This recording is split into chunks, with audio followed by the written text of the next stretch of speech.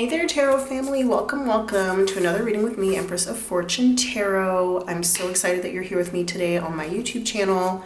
We are in a whole new country, in a whole new place. Things are very different, so that's why the setup looks different. I know it's like a little bit, I won't call it lackluster, but it's not, you know, as elaborate with all my doodads that are normally here at the top of the screen. So just, yeah, go with the flow, roll with it. I know that change can be really good. Sometimes people can be averse to change, but change can be a really good thing. I definitely will say, like, I just feel like in the space where I am, I have so much clarity of energy. Like, it just feels like past attachments are just gone. They've been left behind. So I don't know if anybody else is feeling that energy too. I don't know if it's just me. I don't know if it's something cosmic, but I definitely am excited to like bring that energy into this reading. So the reading we're doing today are like, what are their intentions towards you? I don't know if this is going to be like from a past person, maybe somebody that you just met, maybe somebody who's been in your life for a while and who you still have contact with, maybe somebody you have no contact with. What I do know is, for the first time ever, there are only 2 piles here, okay? I asked Spirit how many piles I should do, and 2 was all that came out. So this is, I don't know if it's gonna be a short and sweet reading. I think I was intending to use, I have like 4 decks here. I was intending to use all of them. I might actually only use 3. We'll see what happens. But yeah, as, I was about to say as always, actually, that's not true. There's some different things that are happening. So because I'm traveling right now, I actually do not have my lip bowl with me. So we're not going to do identifiers today. We will just give you guys like a chance to meditate on the cards, check in with yourselves, figure out, you know, that way if the reading is for you. I know that a lot of readers allow you to kind of just feel your way into the reading. And so I guess that's what we're going to do today. I will say flamingos. Flamingos can be significant for somebody. I don't know what pile it's for. That might just be a signal to let you know that this reading is in fact for you. If flamingos have nothing to do with you, that doesn't mean that this reading's not for you, okay? But yeah, pink flamingos, those kinds of things coming through right now. I'm also hearing like Pink Friday, Nicki Minaj. You will hear me make a lot of references throughout any reading, so anything that comes up, I'm going to say, and then if any of that like resonates for you as an identifier, you can do that. But we're not going to do like a specific and dedicated identifier section. At least I don't think so. Again, trying out new things today, so we'll see how it goes. But yeah, if you need to pause the video to choose your pile, you're more than welcome to. This here is going to be pile 1. This here is going to be pile 2. 1, 2, 1, 2. That makes me think of like mic check 1 2 1 2. What song is that? Bring 'Em Out by T.I. But also just like mic checks in general, sound checks, that kind of thing. Yeah, we're already getting downloads. Things are already coming through. So this is exciting. What are their intentions towards you? Girl, boy, non-binary friend, he, she, they. We do it for the girls and the gays. That's it. Okay. What is that song? Yummy by Aisha. What's her name? Aisha Erotica, I think. Yeah, that song is coming through right now. So yeah. Oh, okay. I'm trying to like, I'm just gonna stay open. I was like, I feel like it's like the downloads are coming through really quickly. I'm just gonna try and stay open as a channel. Something that is interesting to me right now, like the backs of these cards are like very sparkly. I don't know. I guess when they're right side up, they look the same, but this one was flipped, so there might be a reversal. Well, there's definitely going to be a reversal on one of them. I don't know which card has the reversal on it, though.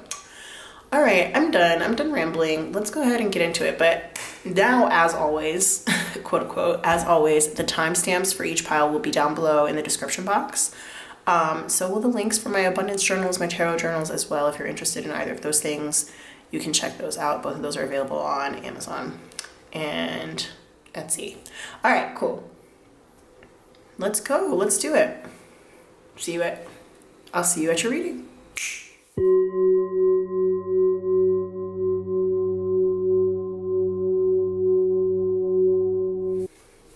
Hey there, pile 1. Welcome to your reading.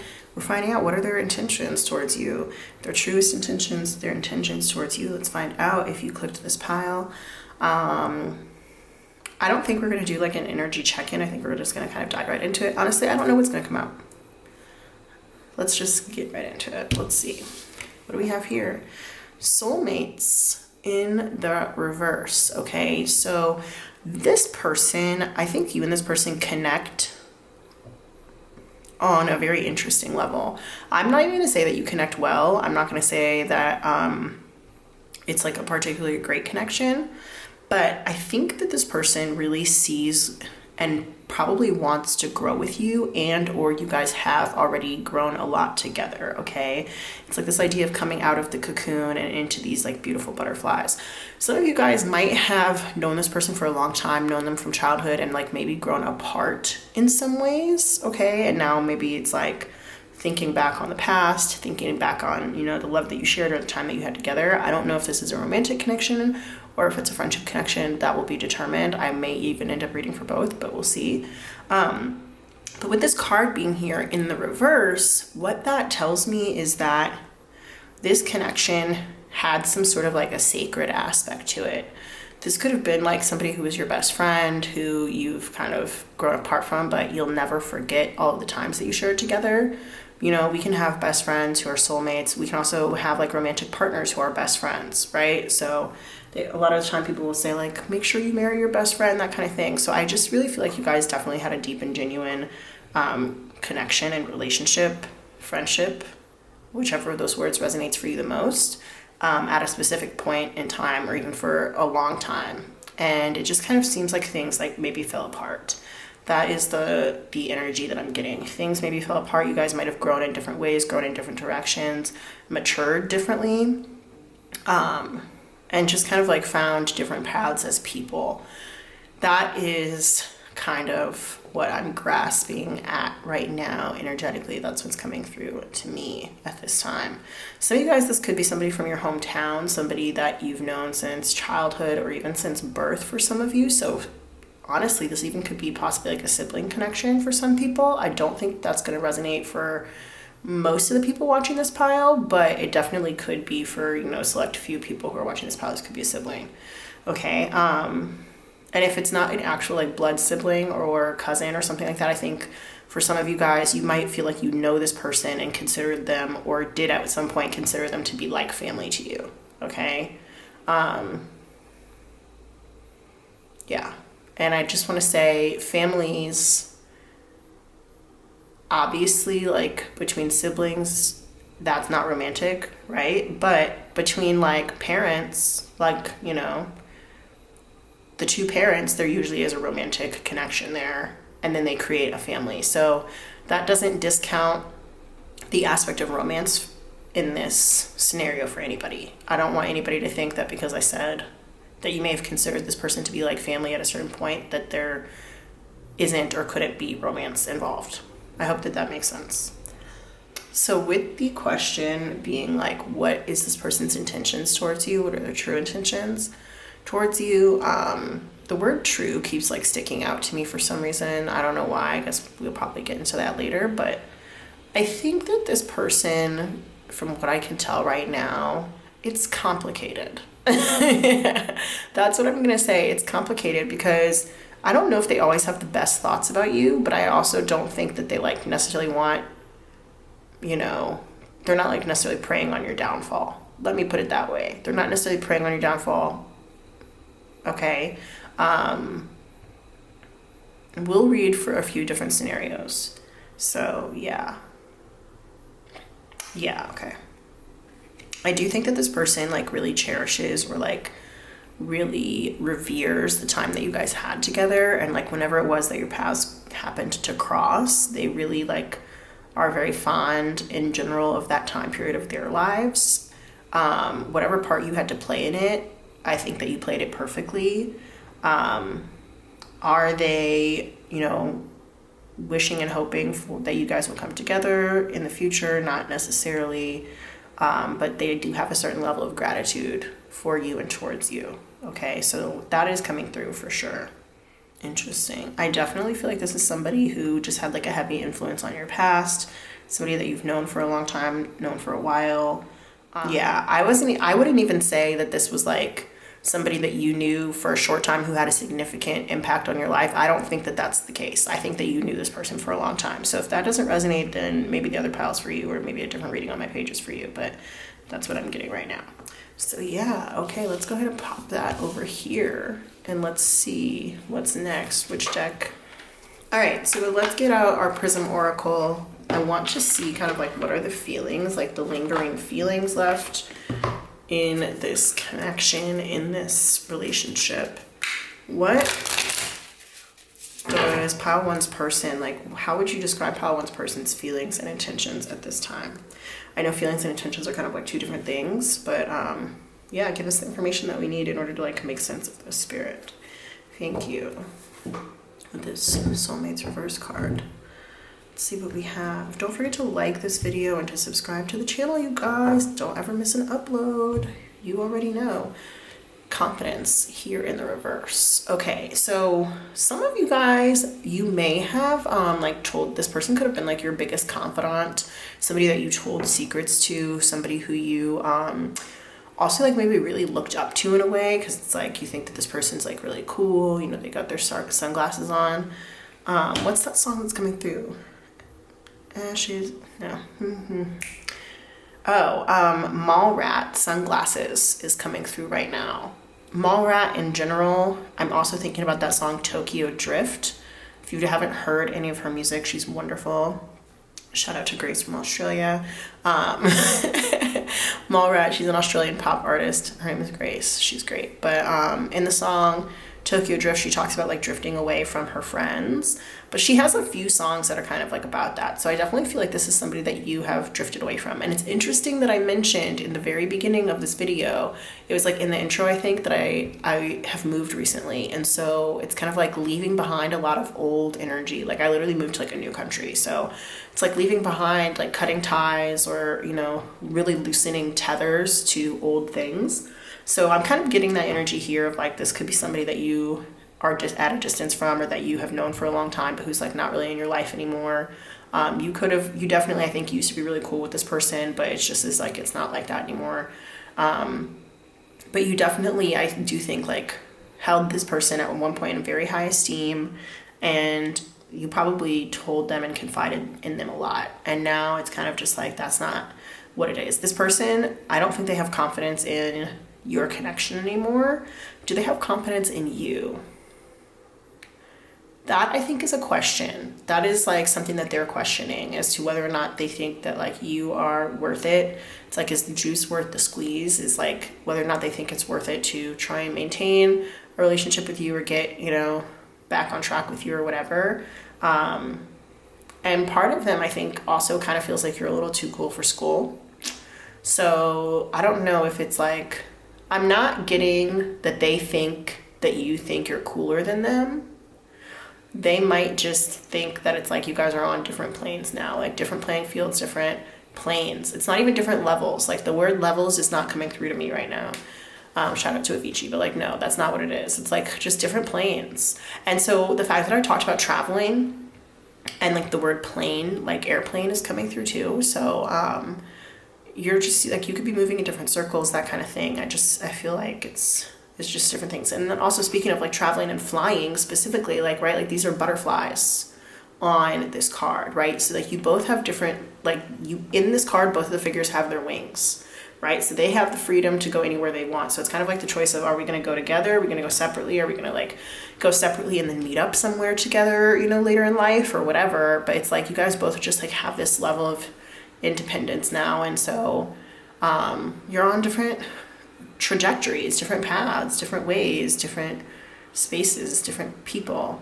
It's just like, it's different. It's just, things are different now. So I do think that trust may have been broken in this relationship, in this connection. And I am, whether or not you were in a romantic relationship with this person, you did have a very deep friendship. I just want to reiterate that. You definitely had a very deep friendship with this person. At the very least, like if nothing else, I think that you guys really appreciate each other as friends at a certain point in your life, okay? All right, I'm gonna get the Vampires deck out. I was not originally planning on using this in this reading, like at all. But I was just like, something's missing. Something's missing. I need more clarity. And now I'm thinking of that song, Something's Missing by John Mayer. That song is coming through right now. I apologize if I sound weird. I'm a little bit sick, so yeah. Guides, angels, benevolent ancestors, higher self, please help me to continue to tap into the energy of outline and the person who this is about. You know, we're trying to figure out what is this person's intentions towards Outline. So yeah, give us the tea. What's going on here? What's going on here? Do what you want. All right, yes, sir. Should I shuffle it again? All right. What is this person's intentions towards Outline? What can you tell us? What do we need to know? That's really what's going on. That's how I'm going to phrase the question. We got this card here in the reverse, the Call of the Night, daring, adventure, excitement, and it's here in the reverse, okay? So yeah, this just goes back to this idea of things not being, I think, like as exciting as they used to be, and also not feeling like as tight as you used to with this person. We have a wolf here. Wolves, sometimes they're in packs, but also like very loners. And then we also have a lot of cats in this. So it's like independent energy is coming through. Now I'm thinking about three songs. Independent by Webby, Independent Woman by Destiny's Child, and Miss Independent by Kelly Clarkson. So any of those three could have some sort of significant meaning to you guys. I'm also like definitely seeing somebody maybe like singing one of them at karaoke, or just like dancing in the car with your friend or your loved one or whoever to any of those songs, or singing along to it. But there's just this like element of being daring, being bold, and 16 is on here. This makes me think this could be somebody who you either like went through, who you either were a teenager with, or who you kind of like went through a very serious developmental stage in your life with. Okay, so I know I keep kind of like going back to that, but it's just coming onto it. So at this point, it's like whoever you think that this is about, trust your intuition about that. I do think it probably is a friend for a lot of you, but again, there could be romantic connotations here with as well. Let's go ahead and read from the book on this one, because with it being in the reverse, I want to see what that has to say. In the reverse, this is about routine thinking, rut, conditioned to obey, lazy, dull, asleep, bland, insipid, cowardly, unchallenged, safety, tedious, apathy, and indifference. So yeah, this person, okay, I'm gonna keep reading beyond this because there is like another section, and it says to work with this card, something that you need to know is that it's time to step beyond the places and people where you feel safe. It is time to stretch your wings. See, we've been talking about this, and seek out new friends, experiences, and people. You will find so much if you dare to explore. Okay, so this person, their intentions, pure and simple, is that they don't want to hold you back. They don't want to hold you back from whatever like greatness it is that you are headed towards. Okay, and they kind of feel like if you guys kept holding on to each other, like thinking about these butterflies here, right?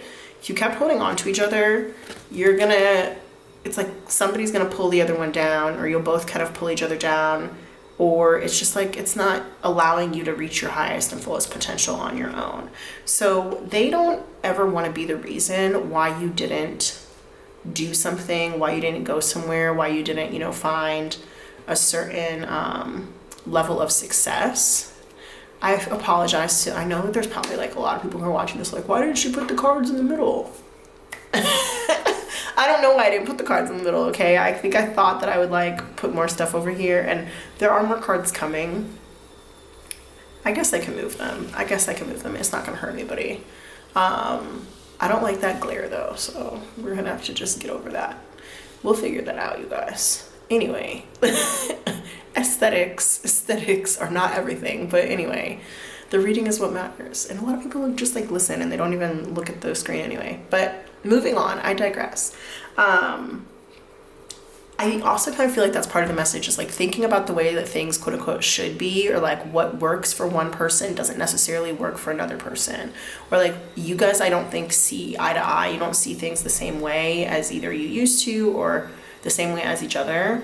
You and this person, I just don't think like you guys kind of like see eye to eye anymore on certain things. Maybe you guys like dress differently, or and I talked about aesthetics, like maybe your aesthetics don't match anymore. Maybe you guys are just like looking for different things in life. Maybe you guys just have like different standards of, or different ideas of like what you think is cool and not cool, what you think is acceptable and not acceptable, you know? So I kind of feel like this person's genuine intention at this point is they don't want to hold you back from anything. They of course want you to be safe, especially with like the call of the night being here, but they don't want to keep you from reaching your highest potential, the pinnacle of your life, the pinnacle of your success. I'm gonna read the rest of this card because I just feel like it really ties in to all the things that I've been saying so far. So yeah, let's go ahead and read it. You have fallen into patterns that are soothing in their regularity. You know what to expect and when to expect it. You are surrounded by love and acceptance, and you are widely loved and applauded. You are content. You are comfortable and have no real reason to become otherwise. Is what you have achieved not the pinnacle of human experience? To live without fear or being tested? And I wanted to say a question mark. I don't know why I wanted to say that, but I say to you now, I once was like you. And then the night and her darkness called me. I changed and I left behind the world of daylight, and for a time I traveled from my loved ones, although some chose to travel with me. I departed from all that I knew in so many ways, and in doing so I became more perfectly myself than if I had stayed in that perfectly still, comfortable place. For in the testing I was reborn. See, we have that like butterfly coming out of the cocoon. It's a rebirth right there, because they were a caterpillar before and now they've been reborn as a butterfly, and like that is what this person wants for you. They just don't want to hold you back from being able to do that to the best of your ability. But yeah, there is like some there's something wrong. There is something wrong in this relationship. I don't know exactly what it is yet, but we'll figure it out eventually. It's like a weird feeling of like, yes, I want to see you succeed. I might be a little sad that you're like doing it without me. But that doesn't mean that I don't want to see you live your best life. And it doesn't mean that I don't like appreciate what it is that you're doing, what you've done, and what you've done in my life too. So I think that the issue that I was saying, like the thing that's wrong, is like they're pretty sad actually about what's going on. Now I'm thinking about that song Tears of a Clown by Smokey Robinson. And he's like, if there's a smile on my face, it's only there trying to fool the public. Hold on, let me go read those lyrics real quick. If there's a smile on my face, it's only there trying to fool the public. But when it comes down to fooling you, now honey, that's quite a different subject. Don't let my glad expression give you the wrong impression. Really, I'm sad. Oh, I'm sadder than sad. You're gone and I'm hurting so bad. Like a clown, I appear to be glad. Sad, sad, sad, sad. Okay? Now there's some sad things known to man, but ain't too much sadder than the tears of a clown when there's no one around, okay?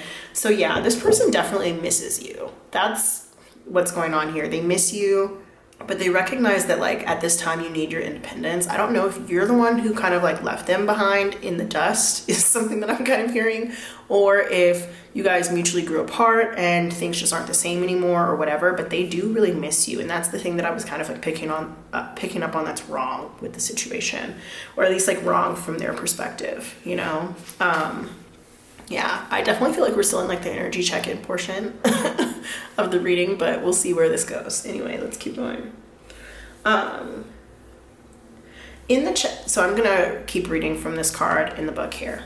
Okay, so it says, in the testing, I was reborn. For in the challenge, I was forged. And in the loneliness, I came to know myself. This time is one which I can only partake of truly alone. And I think that this person that you're asking about, they know that. And that's kind of part of the reason why not only they're sad, but I think also like where they're not pushing to kind of like keep a hold of your hand while you're trying to take off. They're not, you know, this person probably isn't like blowing up your phone, you know, asking why aren't you responding to me, or why are you calling me, or whatever, blah, blah, blah. I think they've kind of like accepted that if you determined that you need to do this alone, or if they determined that you need to do this alone, that that's the case and that's what's best for you or best for the relationship. For you, you fear leaving the comfort zone. You prefer all that is known. But I tell you that with this card comes the call of the night and of her wild creatures. And you are about to leave that place of warmth, that cozy, restrictive, dulling cocoon. I'm telling you guys, it's like, it's crazy. I can't make this up. Like, you guys saw me pull all these cards, right? This is insane. Anyway, and step into a colder, harsher, more raw place. And interesting that it's like being described as a cold, harsh place, because that doesn't necessarily mean it's unwelcoming, but what I want to call attention to is just like how beautiful the wings are on these butterflies, because just because something can seem scary doesn't mean that you can't recognize your own strength and your own beauty within that space. So I actually am kind of like being called to keep this upright right now, because yeah, I think that that's kind of the thing, is like this person, if they had any intention towards you, it's to help you to recognize just like how smart, talented, beautiful, pretty, handsome, amazing, definitely aesthetically pleasing. This person definitely thinks you're very attractive. That's coming through. They want you to realize that. And like, however you've blossomed into this newer version of yourself, like they want you to know that they support you, even if it is from a distance, even if it is from afar, even if you do have to do this alone. You know, I think that they kind of like hope that you guys will come back together and cross paths in the future, but it is only if you are in that space of like having recognized that in yourself. Because in the past, you might have lacked the confidence that you needed to really like pop off, to really like do your big one, to do the thing that you're meant to do. And so this person, they want you to know that you are capable of making it on your own.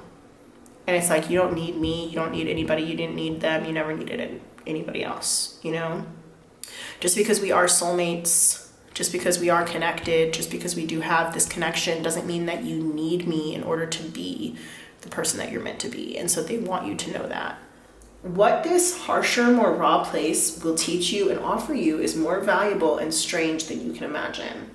You will be thrust out of that place that you have called home and into a world of movement, color, drama, and some ferocity. You will make friends who respect you and challenge you. You will be disagreed with, and you will fight to survive at times. But the adventure will leave you feeling more alive, your every sense tingling more than ever before. All right, so yeah, this person wants you to be blessed, and I am going to read the blessing for this card, even though it's in reverse. The blessing is like the upright meaning. I'm going to read it anyway. This, in the upright, it would be attraction, stimulated, daring, unexpected, thrill, danger, change in circumstance, drawn to the occult, unknown, wish to understand, experimentation, challenges, and tests. So this person's intention for you is to help you get out of that routine, to help you to get out of that rut. You guys may have like fallen into a very routine existence together. For some of you, that might resonate. For others of you, it might just be like when somebody's like your ride or die and you kind of get dependent on them or codependent on them for things, it can create like a very like lazy or dull space or a very like bland existence in a lot of ways. And they are challenging you to get out of that. That's part of the intention that this person has for you in your relationship, is they're trying to challenge you to get out of that. Okay, so yeah, let's see what's next. All right, let's get these archetype cards from the wild unknown and see kind of where they take us on this journey. We're talking about what are their intentions for you. We're working with pile one. We want to know, whoever pile one has on their mind, what is this person's intentions for pile one? And I'm also even hearing like the person that you're asking about may not even know kind of like what their intentions are. We got the orphan here, but it might be more like what their higher self's intentions are towards you. Okay, so for some of you guys, it might be that. So with the orphan here, there is a feeling again of rejection, of like sadness, of missing somebody, but we also have this flower on this card that's like wanting somebody to blossom and to bloom. And it is very much like, I have to let you go so that you can find your karma, I'm hearing, but also like find your dharma, find your passion, find the thing that like drives you. And it's like I'm thinking about this snake. I know it's not a rattlesnake, but I am thinking about rattlesnakes and like how they like shake their rattles and stuff, and it's making me think of like Shake Your Booty. What's that song? Shake, shake, shake. Shake, shake, shake. Shake your boot groove thing. Shake your booty. Yeah, that's the one. Storm here. And I wanted to say in the reverse. I very rarely read reversals on these. But yeah, that's interesting, the storm. So yeah, you and this person definitely could have had a fight at some point. Whether you made it through that fight or not, I do think that you guys have had rough patches in your relationship. Some of which you were able to overcome and some of which you probably weren't. But I think like the ones that you were able to overcome, you're a lot stronger for it as a couple or as a connection, as friends or whatever. This also is kind of like supposed to be kind of like akin to the Tower card in the tarot. So for some of you guys, you and this person may have had like a major falling out. That's not going to resonate for everybody, but it is for some people. Okay. Yeah. All right. We have the Father here. Interesting. And when I'm looking at this through the camera, like when I was passing it underneath my hand, it almost looked like it was like a pyramid. I know that that's a tree, but it almost looked like a pyramid. So for some people, Egypt could be significant somehow. Egypt, even like from where I'm looking at, I'm sitting here at this table, but I'm looking into the camera right now, and just like the way that the light is hitting this white side of this tree, it just like reminds me of the sun hitting one side of a pyramid. Okay, you and this person may have traveled together, or just like Egypt or Egyptian things could be very significant to you somehow in this relationship, or significant to the other person. I don't know.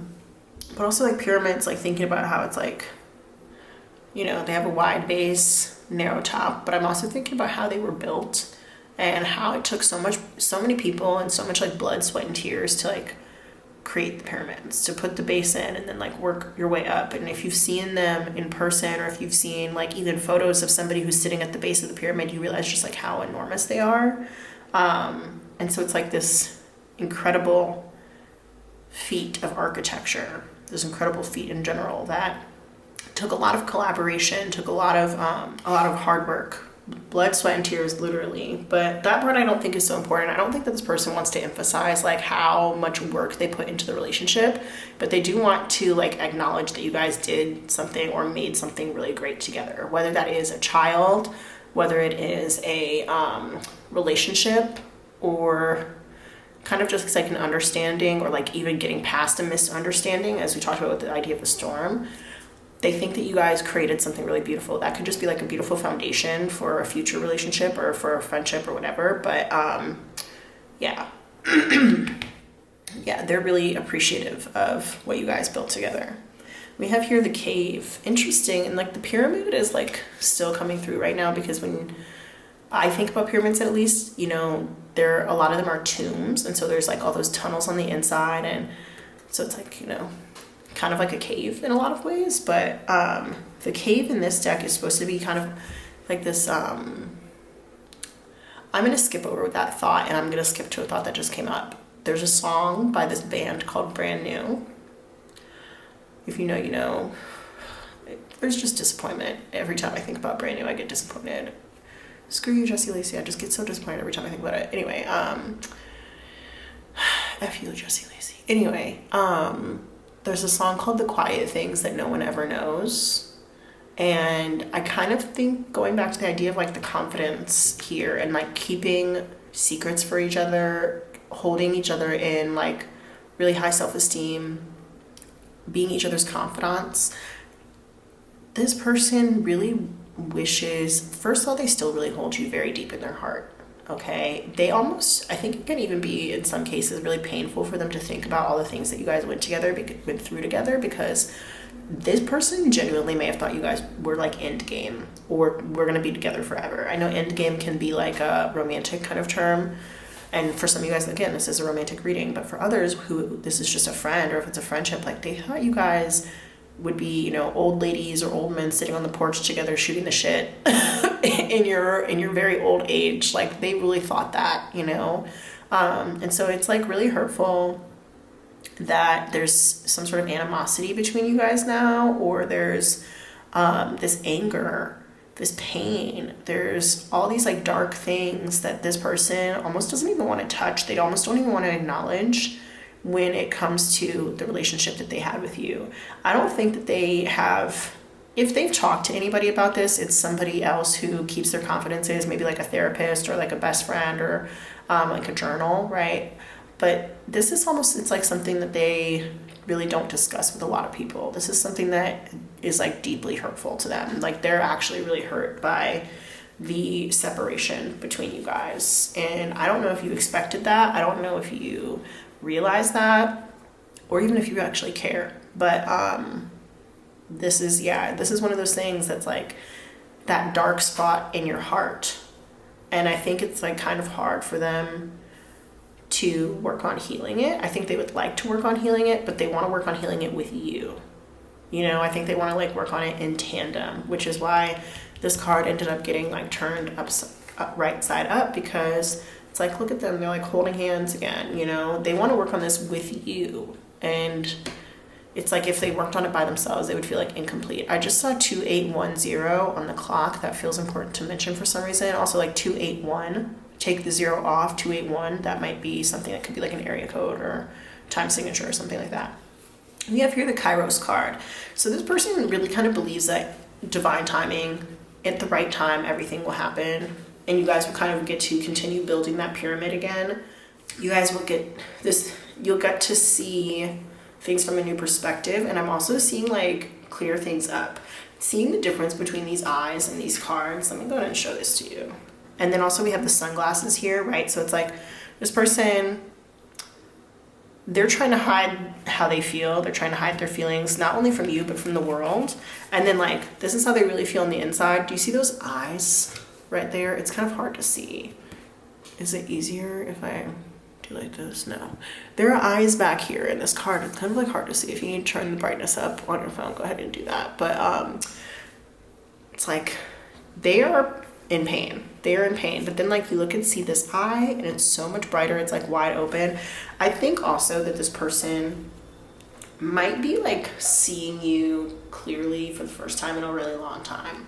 I don't know if they always saw you clearly for who you were or for the type of person that you wanted to. I don't know if they always saw you clearly for who you were. They're seeing you clearly kind of like for the first time. And I think that they just, it's like their eyes have been opened to kind of like the reality of the situation. And also that, you know, nothing can last forever is coming through as well here too. So, yeah, there's definitely a little bit of resentment that's coming through here. And with this next card here, like, I think they wish you well, but do they sometimes, you know, want you, they mostly want you to succeed, but sometimes I think that there are like little parts of them that kind of want you to fail. And that is like with this, this cave card here too, like the quiet things that no one ever knows. It's like, this is something that they probably wouldn't admit to anybody else except for maybe a therapist or a journalist or maybe like their other closest. I don't even know that they would admit it to their other closest friend or whatever, because it just makes them sound really petty and small, you know. But it's like there is that little petty small part of them that kind of is like, this bitch, this person, this bitch ass nigga, this person left me behind in the dust, and like they're mad about it. Like there's anger and there is sadness here. So I can understand absolutely why you decided to come to this reading today, because I think it's like so confusing. Like I think they're confused too, because they do definitely absolutely, I still have a lot of love for you. And like I said, they're really grateful for like the part that you've played in their life for the most part so far, but they're just like, they feel abandoned. This person definitely feels abandoned by you, pile one. Maybe they're the one who abandoned you. And if that's the case, you can flip the script, but meaning like, you know, flip it so that I'm talking about how you feel about them. But I definitely feel like the abandonment is here. It's like it ripped open, I think, this wound that this person had, or could have created a new wound for some people. But we do have the prayer card here, and I do think that mostly like it's like prayers up for you. They do really like want you to reach your highest heights. They really do want you to like do the mission, that God ordained mission is something that I'm hearing. The God ordained mission that life has for you. Just had a little honk in the background as like a confirmation. Honk again. So yeah, they definitely like see you as being capable of achieving great things. And I think that they want that for the world. They also want that for you. But again, there is definitely some resentment here, okay? So I can't ignore that. I can't ignore that little tiny piece of them who kind of like maybe thought that they would be with you on this journey. And the book that I read from the vampire card kind of talked about that a little bit. It was like, some people will come with you, but for a lot of you guys, you need to do this truly alone. And I think that this person kind of expected you to like ride off into the sunset together, that they would be there on the journey, again, whether it's romantic or not. And I do think like we are probably going to get into a more intimate aspect of this. And when I say intimate, you can take that however you want. It could be emotional intimacy, it could be physical intimacy, but like intimacy I think is going to come through because of the next card, which I've already been showing it to you guys, so I just haven't talked about it yet. But yeah, I think that this person definitely thought they would be along for the ride, or at least like by your side during this process, and I think they're disappointed and feeling minimized. It's like, you know, if you're on a computer and you like minimize a window and it's like pushed off to the side, I think that's kind of how they feel. They kind of feel like unseen by you. They feel like maybe you guys were, you know, part of a wolf pack or a cuddle puddle or whatever, that you guys like used to hang out together all the time, or you felt like you really understood each other, and now it's just kind of like, I'm alone. Now I'm alone. Interestingly enough, I'm noticing two things. I'm going to talk about this first. In this card right here, can you guys see that? In this card, there's like a triangle. Can you see that? There's like a triangle on this coin. It's like a pyramid. Obviously, triangles are shaped like pyramids, right? I didn't even notice that before, but like, yeah, pyramid coming through really strong for whatever reason. In Egypt, maybe. It's interesting enough that I didn't even really acknowledge that this card is called the Father. It's just very much like the energy that's coming through is what I'm reading, but we can get back to that in a second. No, okay, let's talk about this. So with this card being called the Father, there are a lot of people who have like deadbeat dads, who have like daddy issues or absent fathers or something like that. And it's this idea of like stepping into this role that, again, a God-ordained role. That is, fatherhood is like a God-ordained role, you know?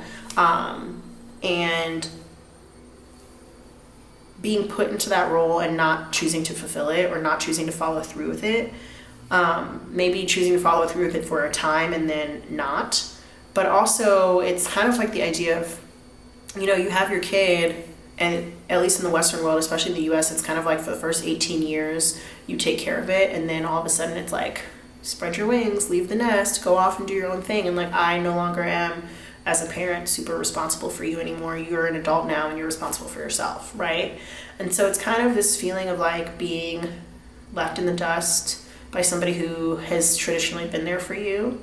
And it's like going from something to nothing, right? Going from like this very meaningful something to nothing. And I think that this person is kind of taken aback by how quickly you switched up.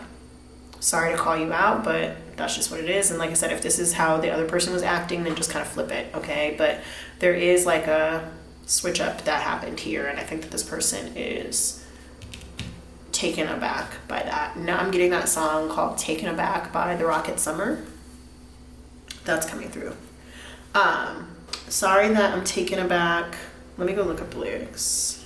It's like a little like pop punk song from a long time ago. Okay, I'm actually going to read these lyrics because I feel like they really encapsulate a lot of what I've been talking about, especially with the eyes, because that's like part of the lyrics here. Okay. It's been 2 whole years since you and I shared fears, 2:30 a.m. talking till sleep inside that diner, and now in your eyes I can't find you.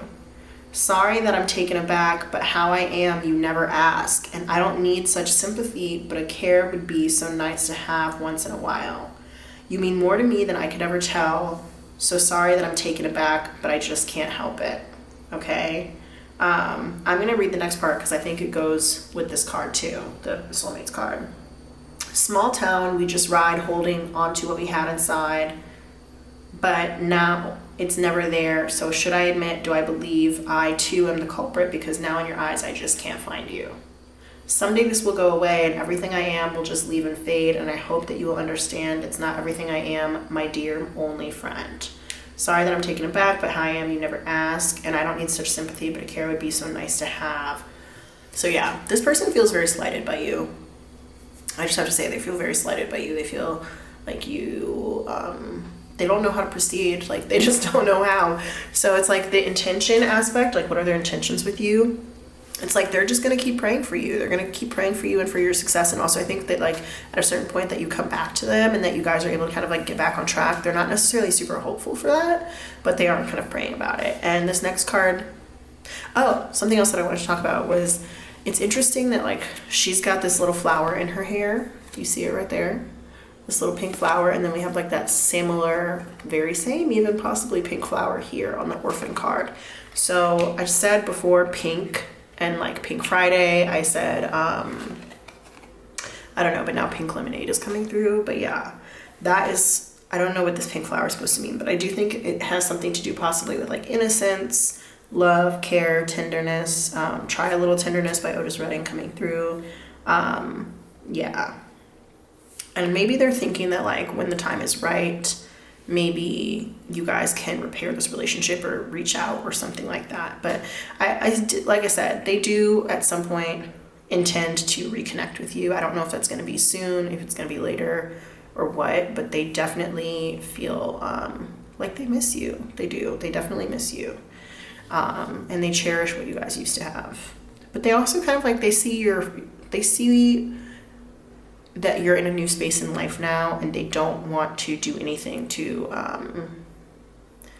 mess up your trajectory or to disrupt it in a way that could be harmful or hurtful. So I think that's kind of why they're like keeping these things to themselves, because it's kind of like, is me saying anything about it really gonna help the situation?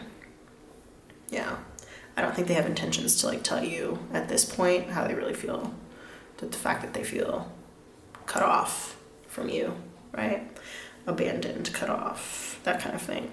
Where are we going next? Because I don't know if it's right for me to get this next card. Okay, I guess it is. Let's do it. So this next card here is the Eros card. This is about physical intimacy, but I'm also going to take it as emotional intimacy here. This is about like sexuality. It's about just like being physically close to someone. And so I don't want you to think that this has to be like a sexual card, because we did talk earlier about the idea of like traveling, spreading your wings, quote unquote, being on different planes, right? So I think that this person would like to be physically close to you again. Like they would like to, you know, maybe live near you or come visit you or be near you in some kind of capacity. Why did I almost just hear, it's not even almost, I definitely heard it, expert capacity. What the that doesn't make any sense. It does kind of though. It's like, you know, they definitely, I think, would consider themselves to have been an expert on you at some point in your life. And so now it's like that there's this distance between you. They don't have that same level of expertise that they had before. And now like they want that expertise that they had when it came to, you know, knowing you and knowing your life. They want that back. And I think that they intend to get that back at some point, you know, no matter what kind of falling out that you guys had in the past. They definitely like, they crave that. They crave it and they want it back for their future. I wonder, yeah, so this person, they definitely have intentions of like sharing secrets with you, dropping gems. They really like miss the knowledge and the wisdom that you guys would share together. That's something for sure. But they do want to get back to that place of emotional and physical intimacy with you guys. Again, take that however it resonates. Physical intimacy could literally just like being close, right? Like being physically close to each other, living in the same town, living in the same space. For others of you where it is romantic, they do mean like actual physical intimacy, like sexually, right? Take it how it resonates for you. But yeah, this person's intentions are to eventually to get back to that place. I don't know that they think that like now is the right time, but they think that eventually the time will come when you guys can get back, and they're definitely hoping for that. They're praying for that. They want that, okay? They miss you. That's really all there is to be said, is that they miss you. So I am intrigued to see kind of like from your perspective on this, because I've definitely been reading it from this other person's perspective this whole time. Although I did say, you know, if it sounds like you need to flip the script, then go ahead and flip it. That's going to just be for some people. But I'm intrigued to see, like, you know, is there advice here? What should you do, you know, when it comes to this connection? Is this one that is best left alone on your end? Or is it one that, you know, allowing it to come back into your life would be beneficial for you, right? Because there's got to be a reason why you and this person are not in contact at this point, or why you guys aren't as close, I guess I should say, because it might not be that you're not in contact, but aren't as close as you used to be, you know? Yeah, so from Pile One's perspective, guides, angels, benevolent ancestors, higher self, do you guys have like advice and also insight from Pile One, from Pile One's perspective, and what they should do as well? Yes, okay, let's do this. We're gonna shuffle one more time and see what's going on here. See what's going on here. All right, so yeah, let's see. This is the like advice and information for Pile One.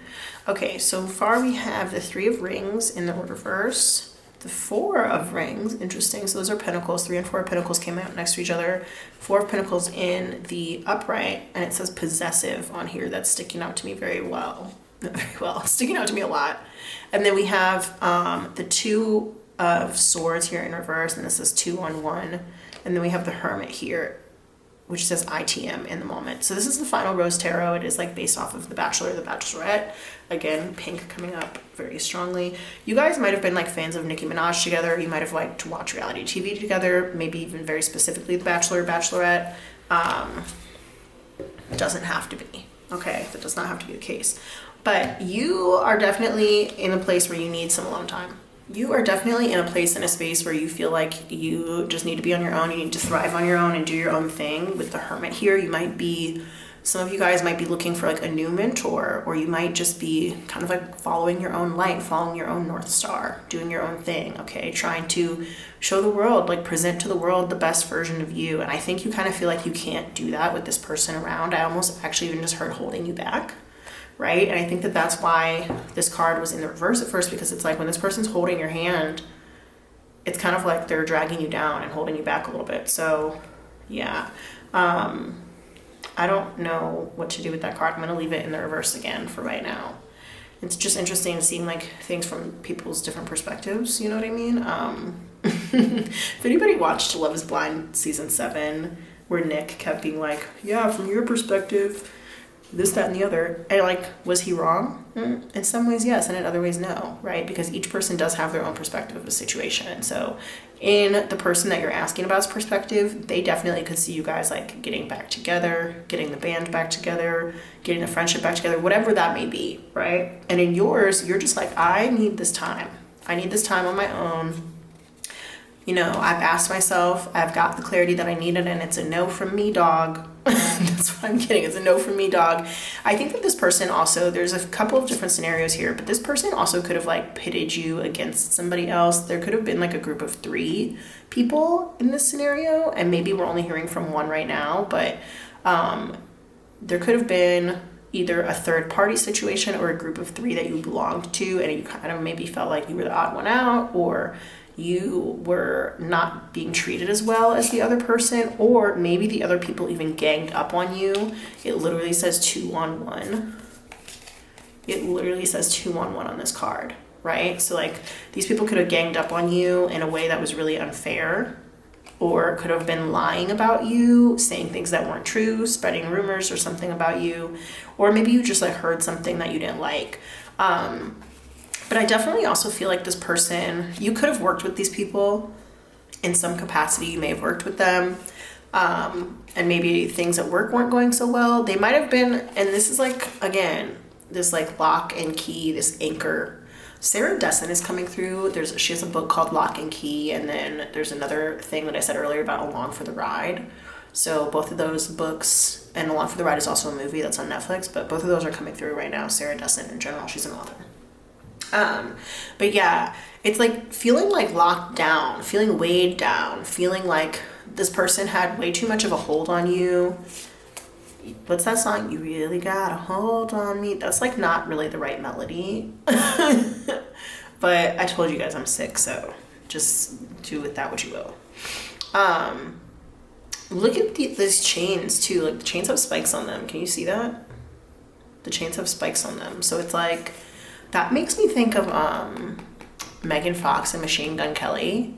How he gave her this ring, like an engagement ring, but it was supposed to like hurt really bad if she ever took it off. Like, that's crazy. Can we just acknowledge that that's crazy? Like, why would you want to hurt somebody that you love? You know what I mean?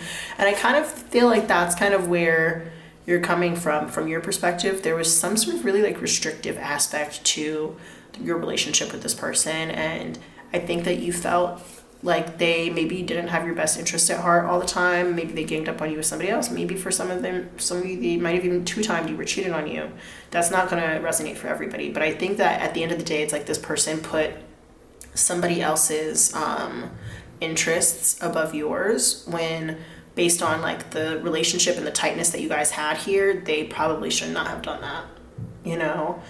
Yeah, so I find that very interesting. And so you have just like, you're like, you have and are going to continue to take the time on your own, to be on your own, to be by yourself. And that's what I see here. And I think that it's going to be very beneficial for you. And I understand that this person is like upset, but at the end of the day, I think that part of the reason why they are kind of okay with what has happened, like, yes, they are sad, yes, they miss you, but again, like I said, they're praying for you. They also think like about, you know, you moving forward on your own, and they think that that's the best thing. They don't want to hold you back, is because they fucked up. There's this like storm here, this tower card here. I mentioned that like you guys may have gone through some sort of like something really bad, a lot of arguments, misunderstandings, disagreements. This is like a tower card, the storm, right? This is like a disaster. There's been some sort of like reckoning, break in the foundation. We talked about foundations and pyramids and stuff. Like, there's been a break in the foundation that this person definitely is responsible for. And I think with that being said, you know, your perspective is like, I'm gonna be okay on my own. I'm gonna do my own thing, and there's nothing that you can do to stop me. Nothing a bitch can do to stop me, okay? That's annoying and it's sad. It just is what it is, though. And so that's kind of where this is at, especially from your perspective. You're like, this is what it is, you know, like, I'm not reaching out to you for a reason. I'm not responding to you for a reason, you know. You might feel like I abandoned you, but it was, in a lot of cases, well-deserved. Okay, that's how we're putting it. In a lot of cases, it was deserved. And it stinks and it sucks to say that like somebody deserved to be abandoned, but I think it's also important to note that everybody in this scenario should be adults. Maybe it didn't start out when you were adults or fully adults yet, but especially if we're talking about like father, we have like father directly underneath the orphan here, right? So I do think that there was somebody in this scenario who had a greater level of responsibility for the other person and probably should have stepped up more, okay? I don't know who that is, whether that's you or the other person, but I'm assuming it's probably the other person. Maybe it is you, though. For some people, again, you can flip-flop that. You can figure out which one you're supposed to be, but it's kind of like one of those things where it's like you just have to chalk it up to a lesson learned. You just gotta chalk it up to a lesson learned, and what is that song that I'm thinking of? Is it the Mary Tyler Moore theme song where it's like, I'm gonna make it on my own? I'm gonna make it. That's not the melody either. Let me go look that up. It is, I think it is the Mary Tyler Moore theme song. Hold on, let me go listen to that. Alright, so yeah, the Mary Tyler Moore theme song, it's like, I'm gonna make it after all. That's, I feel like, your vision of what's going on here. But also when I was Google searching that, this other song came up from this Disney movie. I guess it's called Teen Beach, or maybe Teen Beach 2. And I only listened to part of it, but the lyrics are actually very similar, or like similarly feeling to that song Taken Aback that I read earlier by the Rocket Summer. So yeah, you might want to go listen to that, or Mary Tyler Moore or Teen Beach 2 could have some sort of significance to you, but you might want to go listen to either of those songs. But yeah, I definitely just kind of feel like you're like, whatever. And that's fine. That's fine, because I think that you are focused on your own life, doing your own thing, climbing your own mountain, trying to just get where you're trying to go. And I do think that you just are like, the way that this person treated you, the way that the situation shook out, especially if there was another person involved, whether that was a third friend or a third party, like a romantic third party, or even just like somebody else, like I said, that they prioritized above you when they shouldn't have. Yes, that's definitely coming through. That could be in so many situations. That could be a parent-child situation, it could be a romantic situation, that could be a friend situation. Definitely, I feel like they prioritize somebody above you when they absolutely should not have done that. And so that being the case, you're kind of just like, well, fuck you. I'm moving on and I'm going to do my own thing. I'm going to make it after all, okay? You definitely don't have confidence in this connection anymore. That's something that I'm seeing. And the confidence that you maybe used to have in the connection is now confidence, I think, that you've like transmuted into confidence in yourself. So yeah, is there further advice? Let's go ahead and get some additional advice from this deck right here. This is the Sacred Mysteries Chakra Oracle. That was a terrible shuffle. That was so bad. Okay, anyway. Let's get some advice for pile 1, Spirit. What advice do you have for the pile 1 people? All right, we have play and we have concentration. All right, so Spirit's advice for you is to have fun. Focus on play. Focus on, your own energy. Focus on just figuring out what's going to make you feel the most rooted, what's going to make you feel the most secure, okay? But then also concentration here, okay? So it's okay for you to concentrate on what you've got going on, and if you need to be a little bit stubborn like this donkey, go for it. So Spirit is definitely encouraging you to just keep focusing on yourself at this point. You can't make a situation into something that is not. That's number 1. And you can't change people to be who you want them to be. What's that song? I'm hearing Numb right now, by Linkin Park. I'm tired of being what you want me to be, feeling so faithless, lost under the surface. I don't know what you're expecting of me. Put under the pressure of walking in your shoes. Right? Caught in the undertow, just caught in the undertow. Every second I take is another mistake. Every step that I take is another mistake to you. And every second I waste is more that I can take, right? So it's like you're not really trying to waste time on this person, on this relationship, on, trying to bring them back, get them back, make the relationship what it once was or what it could have been or anything like that. I think that you are your own shining star now. And I mentioned Nicki Minaj earlier. I'm thinking now about seeing green, especially like we have this card here. It's very green. But she says, I am the star in any room that I stand in. I am the standout. You're just my stand-in. Okay. Yeah.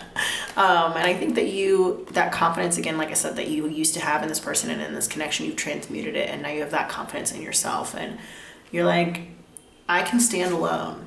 The cheese stands alone. I can stand alone. I can be fine. And I'm going to do that. Because I mentioned earlier that this may have been like a codependent kind of connection. So you are learning how to have more fun and not to take things so seriously.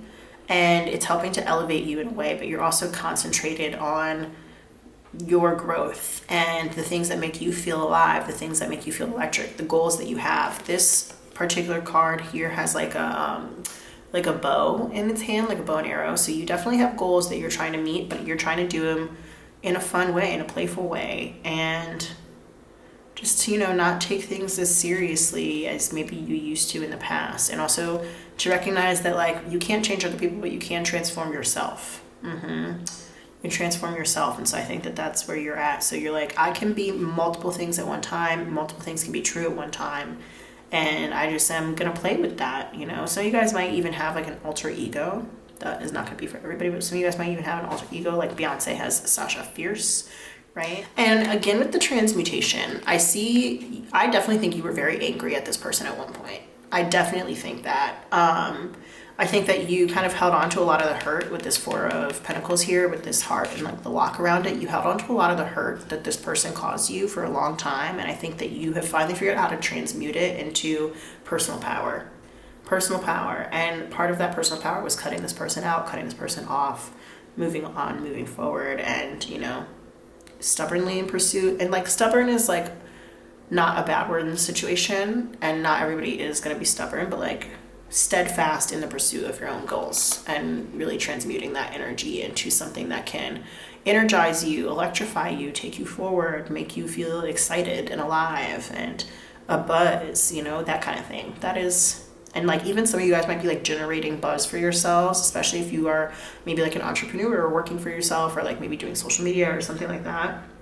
You're just trying to like generate buzz around your name and who you are and those kinds of things. So just concentrate on that. That's the advice that Spirit has for you. But again, don't take things so seriously, and be okay with like having a playful side and showing your playful side, and you know, playing with other people and new friends and things like that, you know, but mostly just having fun with yourself. That's a big part of it too. I also want to talk about these numbers here. We have 8 and 41.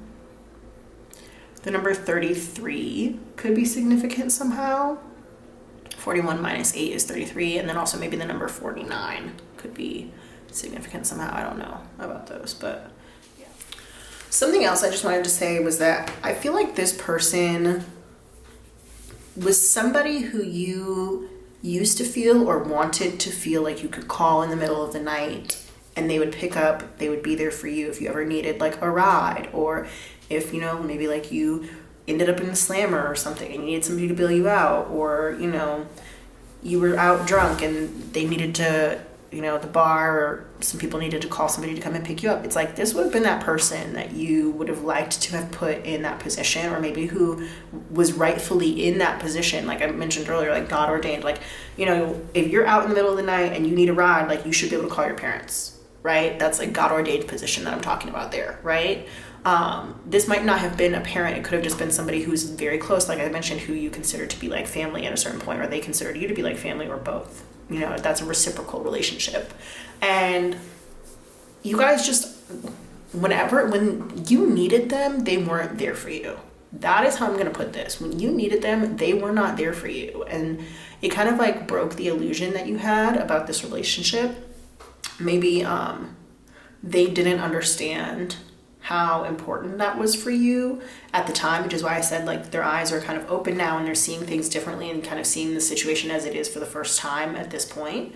But yeah, whenever it was that you needed them, they weren't there for you. And I think you kind of held on to that hurt and that pain for a while, probably a lot longer than you should have. And it's kind of like, that's the abandonment. So it's like it goes both ways. I mentioned earlier that this person, they feel abandoned by you, but I also think that at a certain point in time when you really needed them, you felt abandoned by them as well. And I think also like, I think your pain probably was a lot deeper than the pain that this person is going through right now. Okay, so I just want to honor that and acknowledge that. And so, you know, at a certain point it might have seemed like you maybe cutting contact with them or not being as close with them, or, you know, kind of like pulling back on that intimacy that we talked about before, could have seemed like a harsh response, or maybe even overreaction or overcorrection or something like that. But honestly, I don't think it was. I think that you are going to make it on your own. Mary Tyler Moore coming through again. But like this person, they may not have recognized how serious their indiscretion was at the time. And I'm using the word indiscretion because it can mean so many different things, whether this was like cheating or abandonment, or, you know, not being available at a time when you were like in a desperate situation and really, really needed them, or whatever, right? Like however you want to classify the indiscretion that this person made, it was a lot deeper and a lot more hurtful than I think that they recognized at the time. And so now it's kind of like they're dealing with the consequences. But this is also like a call for you at this point to be a more mature version of yourself, and to voice when you're hurt about things, to speak up when you're hurt about things. For some of you guys, I mentioned that there could have been like a situation where people maybe like ganged up on you, or they, you felt attacked in some situation, and the person that you're asking about didn't stick up for you the way that they should have, right? There's a lot of different scenarios that could have happened here, but I think like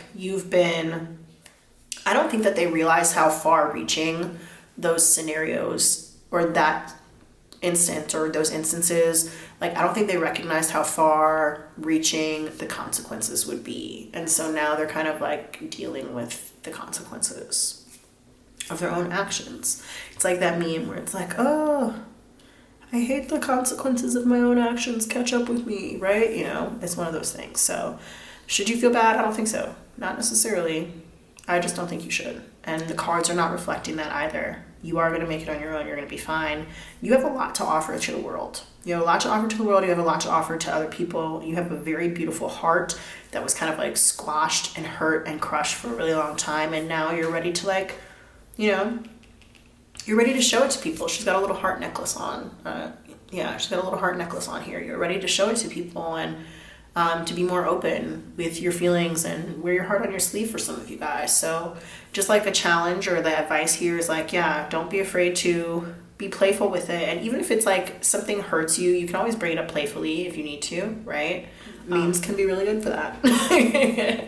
That's just a little bit of advice that won't apply to everybody, won't resonate to everybody, but also like maybe not to take things so seriously, and also recognize that like not everybody understands the world the way you do. Not everybody sees things from a perspective that you see it from. And also some people just like, especially as you get older, you start to realize like a lot of people are really stuck developmentally, very stuck emotionally in the past, in places that they shouldn't be anymore. And like if they went to therapy, maybe they could move past it, right? So it's kind of like the idea again of being on different planes.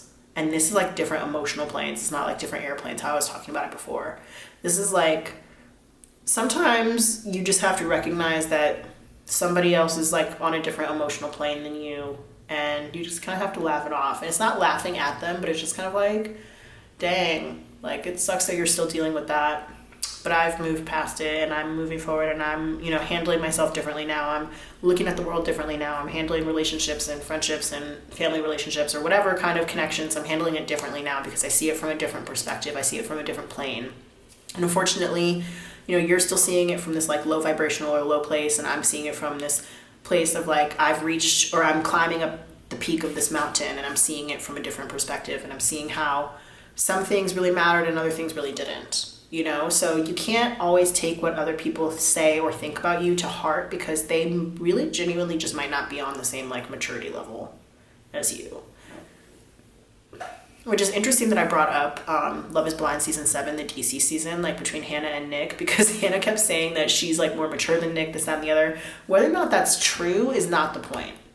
I can't speak to that. I wasn't there. I can't speak to their specific relationship dynamic, but I can bring that principle into this reading where I think that you have matured in a way, and the other person has matured in a different way. And that might not be at the same speed. It might not be at the same level. It's just like, you know, it is what it is. And so you can't always like take what people do and say to heart at that space anymore, because it's just like you've grown beyond it now. It's above it's above me now, right? Like putting things into God's hands, putting things into Source's hands, Universe's hands, but also just like recognizing that certain things, it's like you just brush it off. You shake it off, you brush it off, you keep it moving, you allow that energy to have its time and its space, and you honor that, but you leave it where it is and you keep going. And that's what I'm getting. I do think when it comes to like maybe reconnecting or connection in general, I do think that there is a space for play in this connection still. So like a space to have fun and to understand again, like not to try and change the other person, or even necessarily like maybe change what happened between you guys, but to remember how much fun you could have or that you did have with this person. And that could be a way, if in the future you ever do choose to reconnect with them, that you can do that without there being like, with no hard feelings. You know what I mean?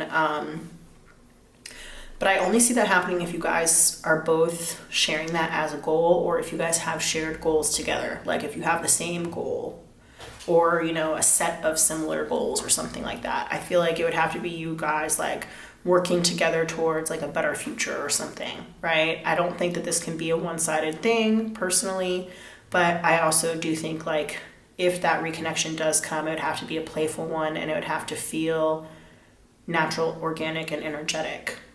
Because you can't force play. It's like when you try and force two kids to play together, it doesn't really work. You know what I mean? So you can't force that playful feeling or that playful energy to come about. So it definitely has to come about naturally. So yeah, if ever the time is right, just approach it with an attitude of fun and maybe some grace and forgiveness, since I did mention the grace earlier, but that's your choice. That's up to you. I think that it will be a lot easier for you to do because you kind of have like evolved into this healthier state, or into this more kind of like relaxed state. And you're kind of similarly seeing, I think you saw the idea of like seeing people for who they really are is coming through right now. I mentioned that earlier in terms of like this person seeing you in a new light, and I think you seeing them for who they are or how they are. And so it's like when you have that level of clarity or that level of perspective from a situation, it really allows you to give grace in a way that you didn't before, or you couldn't before, you were incapable of doing before, because you just like, it's like you're seeing things from a higher vantage point, you're seeing things from a higher perspective now. So yeah, it's making me think of that part in Insecure where Kelly's like, you know what that is? Growth, right? So yeah. And it's like thinking about the numbers again, 8 and 41, it's like there's so much change, mental change that is supposed to happen between those ages, right? And the way that you make friends with somebody when you're 8 is not the same way that you make or keep friends when you're 41, right? Like the way that you make and keep friends as a child is not the same way that you make and keep friends as an elder person. Not elder, but like, you know, as an adult, let's say that. Because different things matter to you at different stages of life, right? So if you guys are fully aligned on those things that do matter, and you feel like the connection is still there and it's worth keeping. Interesting, I didn't notice this before, but like both of these cards have like, you know, the lightning path on them. So we got like this like lightning right here, and then we have a lot of lightning on this card as well. So yeah, that's not to say like the connection couldn't be reignited, but lightning can be thrilling. It can also be very dangerous, right? You don't want to get caught out in a lightning storm unless you have the proper tools to handle it. I'm thinking about Avatar: The Last Airbender now, and like how Azula, she can make the lightning. Zuko at first doesn't know how to handle the lightning, but he is taught by his mentor. This also, the Hermit can stand for a mentor. So some of you guys may be getting a mentor, maybe a therapist or somebody who's helping you to like work through these things, work through these feelings, or teaching you new coping mechanisms, teaching you new techniques, new things that can like help you to conquer these demons, conquer these battles, conquer these old things that are like really hurting your heart, old things that are holding you down, weighing you down, including your relationship with this person. Or for some of you guys, like it might be that this applies to multiple people in your life, right? Multiple people who have abandoned you, let you down, who weren't there for you when you really needed them, who, you know, hurt you in that kind of way. It could be, I mentioned like family relationships, friend relationships, romantic relationships. It could be all three of those things. You might even be like able to apply this to multiple types of relationships in your life. But I think that you, like Zuko, are learning how to handle and transmute that lightning. That's literally exactly what Iroh taught Zuko how to do.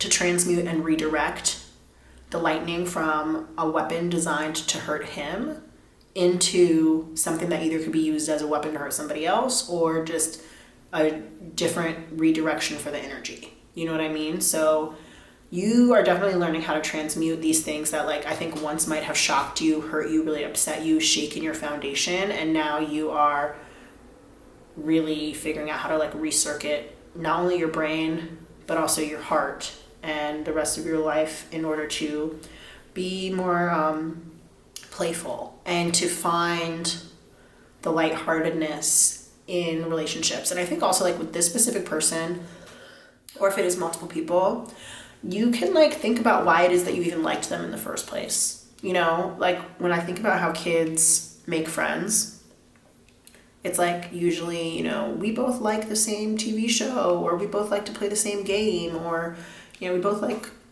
you know, Pokemon, or whatever the case may be. It's like you have things in common.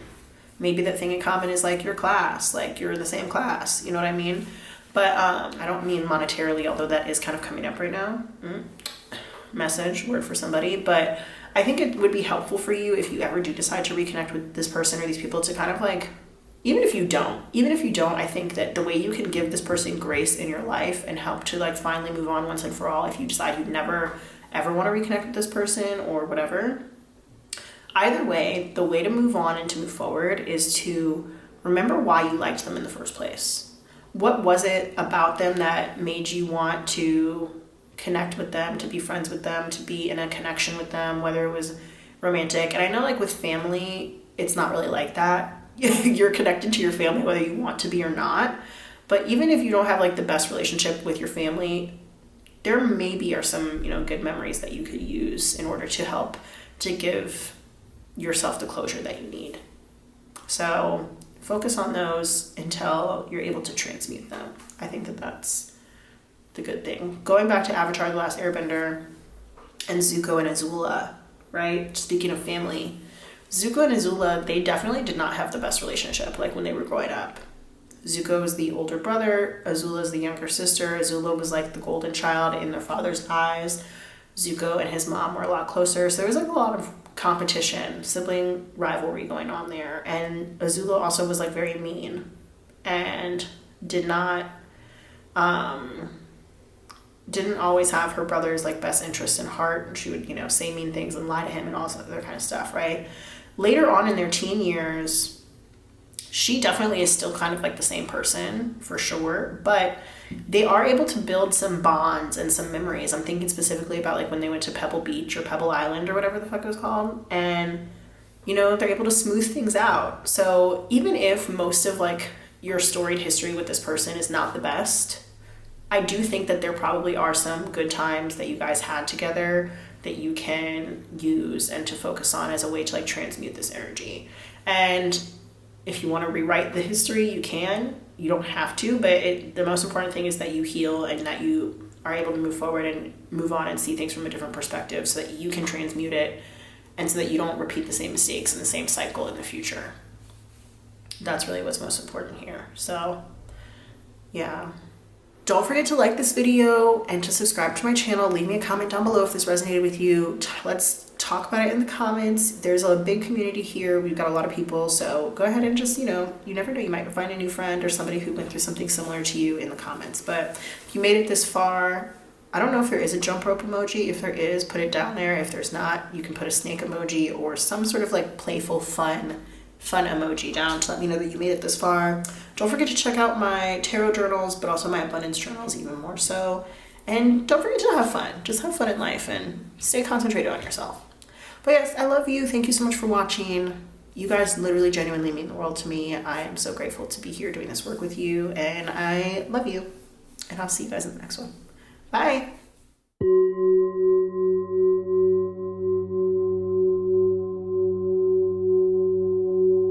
Hey there, pile 2. Welcome to your reading. This is so crazy that this is my last pile for this video.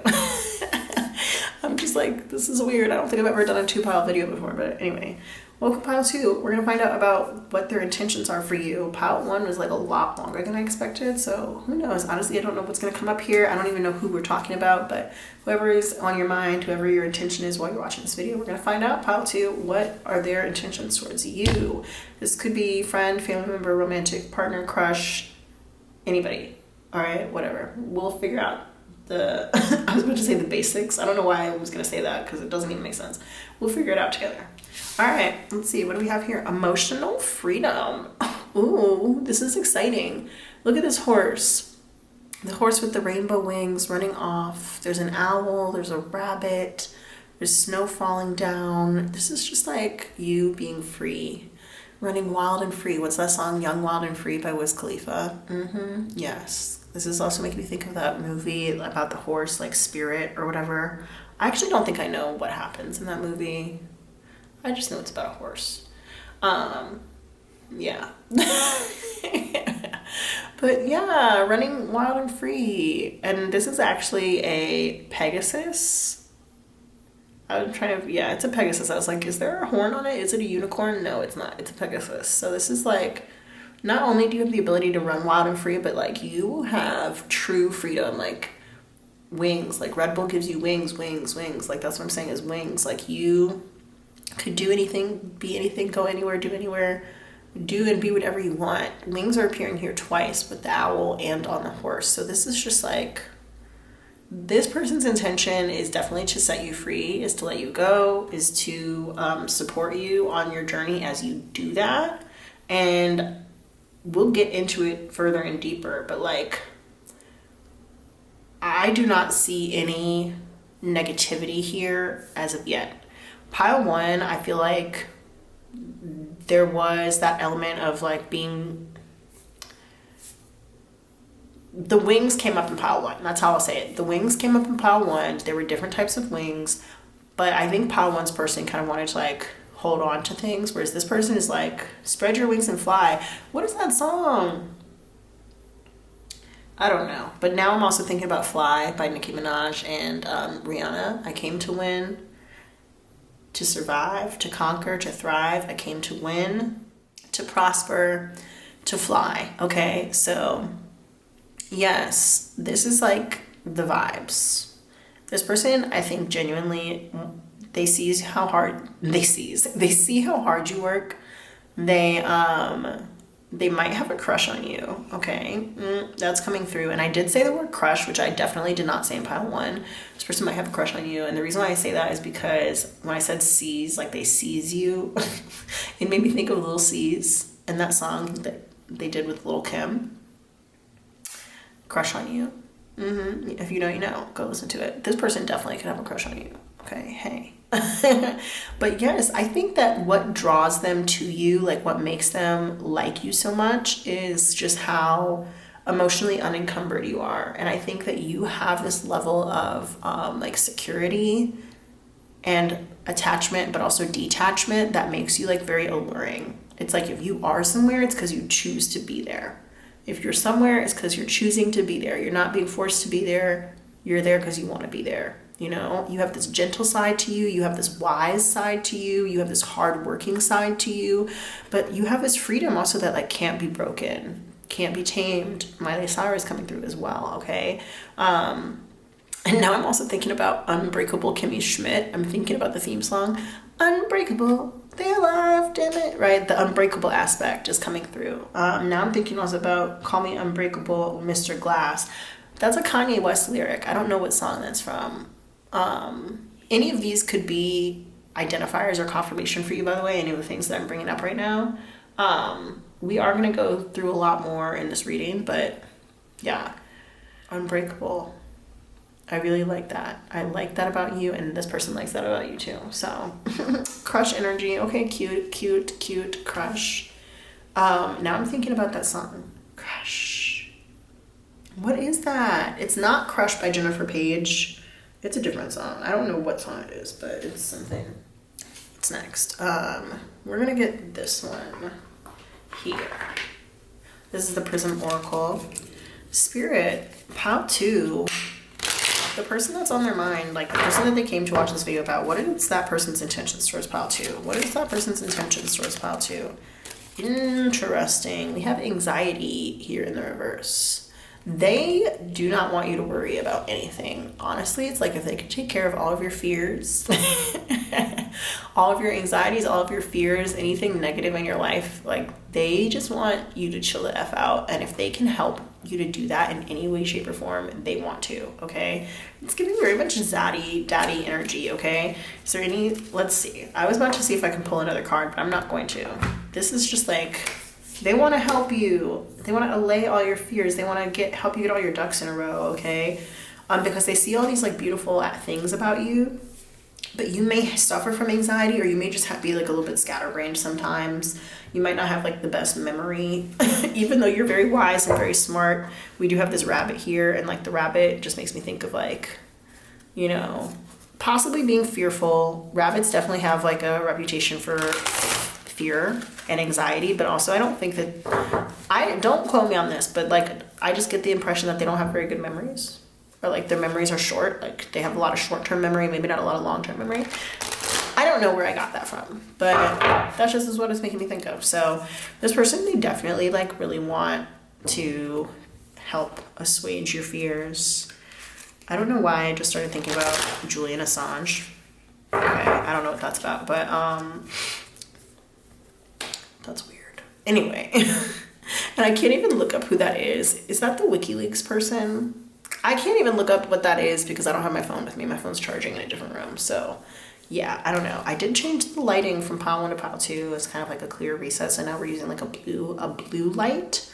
Blue light could be relevant to somebody somehow. So again, more confirmations for people in case you need them, since we don't have our lip bowl today. But yeah, let's see. Spirit, what do you have to say to pile 2 about their person's intentions? The person that they're asking about, their person's intentions. What do you have to say about that? All right, we're gonna go like this, I guess. I don't know. Whoa, okay then, cool. That's cool. That's cool. We got 2 cards, which we only got 1 in pile 1. These are both reversed, and it says, the past is a prison, but it also says that death will come in the reverse, okay? So this is mortal, finite, fragile, number 30. And then this one here says the past is a prison, bitterness, grudge, refusal to let go, number 17. So this person definitely wants to help you to move past all those things from your past that are hurting you still, okay? They don't want that to be a factor in your life anymore. They want to help you get over any fears and anxieties that you have. And some of you guys may specifically have fears about like time running out, or maybe like not having lived your life up to this point in a way that is like satisfying to you. If that's the case, this person is really wanting to help you to achieve emotional freedom, okay? They see so much potential in you. They see so much passion in you. They see all of these things. Like I said earlier, that this could be somebody who has a crush on you. Honestly, for some of you guys, this might even be like your therapist or somebody who kind of acts like your therapist, who acts as like a shoulder to cry on or something like that. They definitely want to help you get past your anxiety, get past issues that you have with your past, or, maybe feeling embarrassed about things that happened, or fears about death or mortality or any sort of emotional fragility. They're trying to help you to get past that to achieve emotional freedom, okay? I don't know who this person is in your life, but like I said, for some of you guys, it could be a crush. For some people, it could be a family member. It could be like somebody that you lean on pretty heavily for emotional support, whether that is professional emotional support or somebody just in your life. But yeah, they have a vested interest in helping you. We're going to read from the books on these. I might get some more vampire cards in a little bit, but let's see. Let's go with, we're going to do the death will come first, okay? All right, I'm going to read from the actual card, and then I'll read in the reverse. It's like a curse, so I'll read that too. All right. That death will come, mortal, finite, fragile. One day, as all of us must, you will die. What do these words strike into you? Fear? Resolution to live? Acceptance? Or is there simply a sense of what is not known? We have lived longer than humans, meaning vampires. This is a vampire deck. We have lived longer than humans, yet we are not so old as the cycle of life. We too will come to our ending, and we, just as you, do not know for certain what will take place. Will there be a void, an emptiness, a nothingness? Will there be peace? Will there be punishment? But one thing we can be sure of, there will be an ending. Those who tell you they know for sure what lies on the other side, believe them not. Because when we live, that is what we know. The flow and pulse of hot blood. We have the opportunity to be good. And when we say good, we mean fine of quality. There may be nobility. When there is an ending of the kind that death is, we separate from those on the other side. There are those who speak with the dead and listen to the spirits. That is good and well, but do not dwell on that. And do not deny that you will die. There are those who will try to sell you ways to lengthen your life, give you prayers and spells to never die. But we tell you now, accept this you must. Even we die, and we live longer than even the Fae. Your mortality is beautiful. Of it is born compassion, the desire to live well and deeply.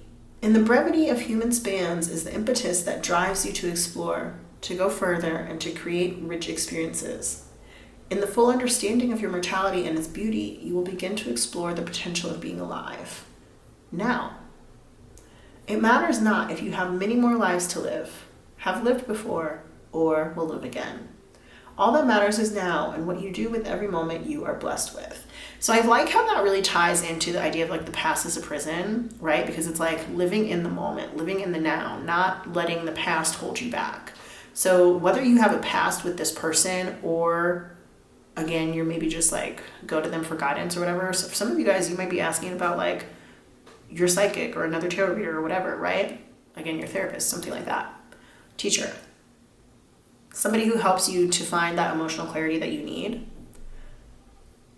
The point is to live in the present and to appreciate the present, to appreciate where you are now, and not to let the things in the past or the worries and fears about the future with this card, right? So this is past, this is future. Past and then will come, that's future, right? They're trying to help you get over that anxiety so that you can live in the present and in the now. Speaking again of these animals, like, is a rabbit worrying about the future? Probably not. Is a horse worrying about the future? Probably not. Is an owl worrying about the future or thinking about some embarrassing shit that they did yesterday in their owl family? Probably not, right? So some of you guys need to take a page from the books of like just animals in general and other beings that just live in the now. Some of you guys need to do that, and I think that this person has intentions of helping you get there. The curse of this card says, knowing that our lives will end can lead to doubt and to fear, this anxiety right here. Even this can be turned to good purpose. So let that fear drive you to live in the now, okay? It's time to honestly create meaning in each day, and I think that this person intends to help you do that, and to choose to make the very best of the time that you have. Every day is a gift. Make it count. It is time to live more fully and to make a list of what your dreams and plans are. It is time to know that in whatever way you feel trapped, you are killing yourself before life is taken from you.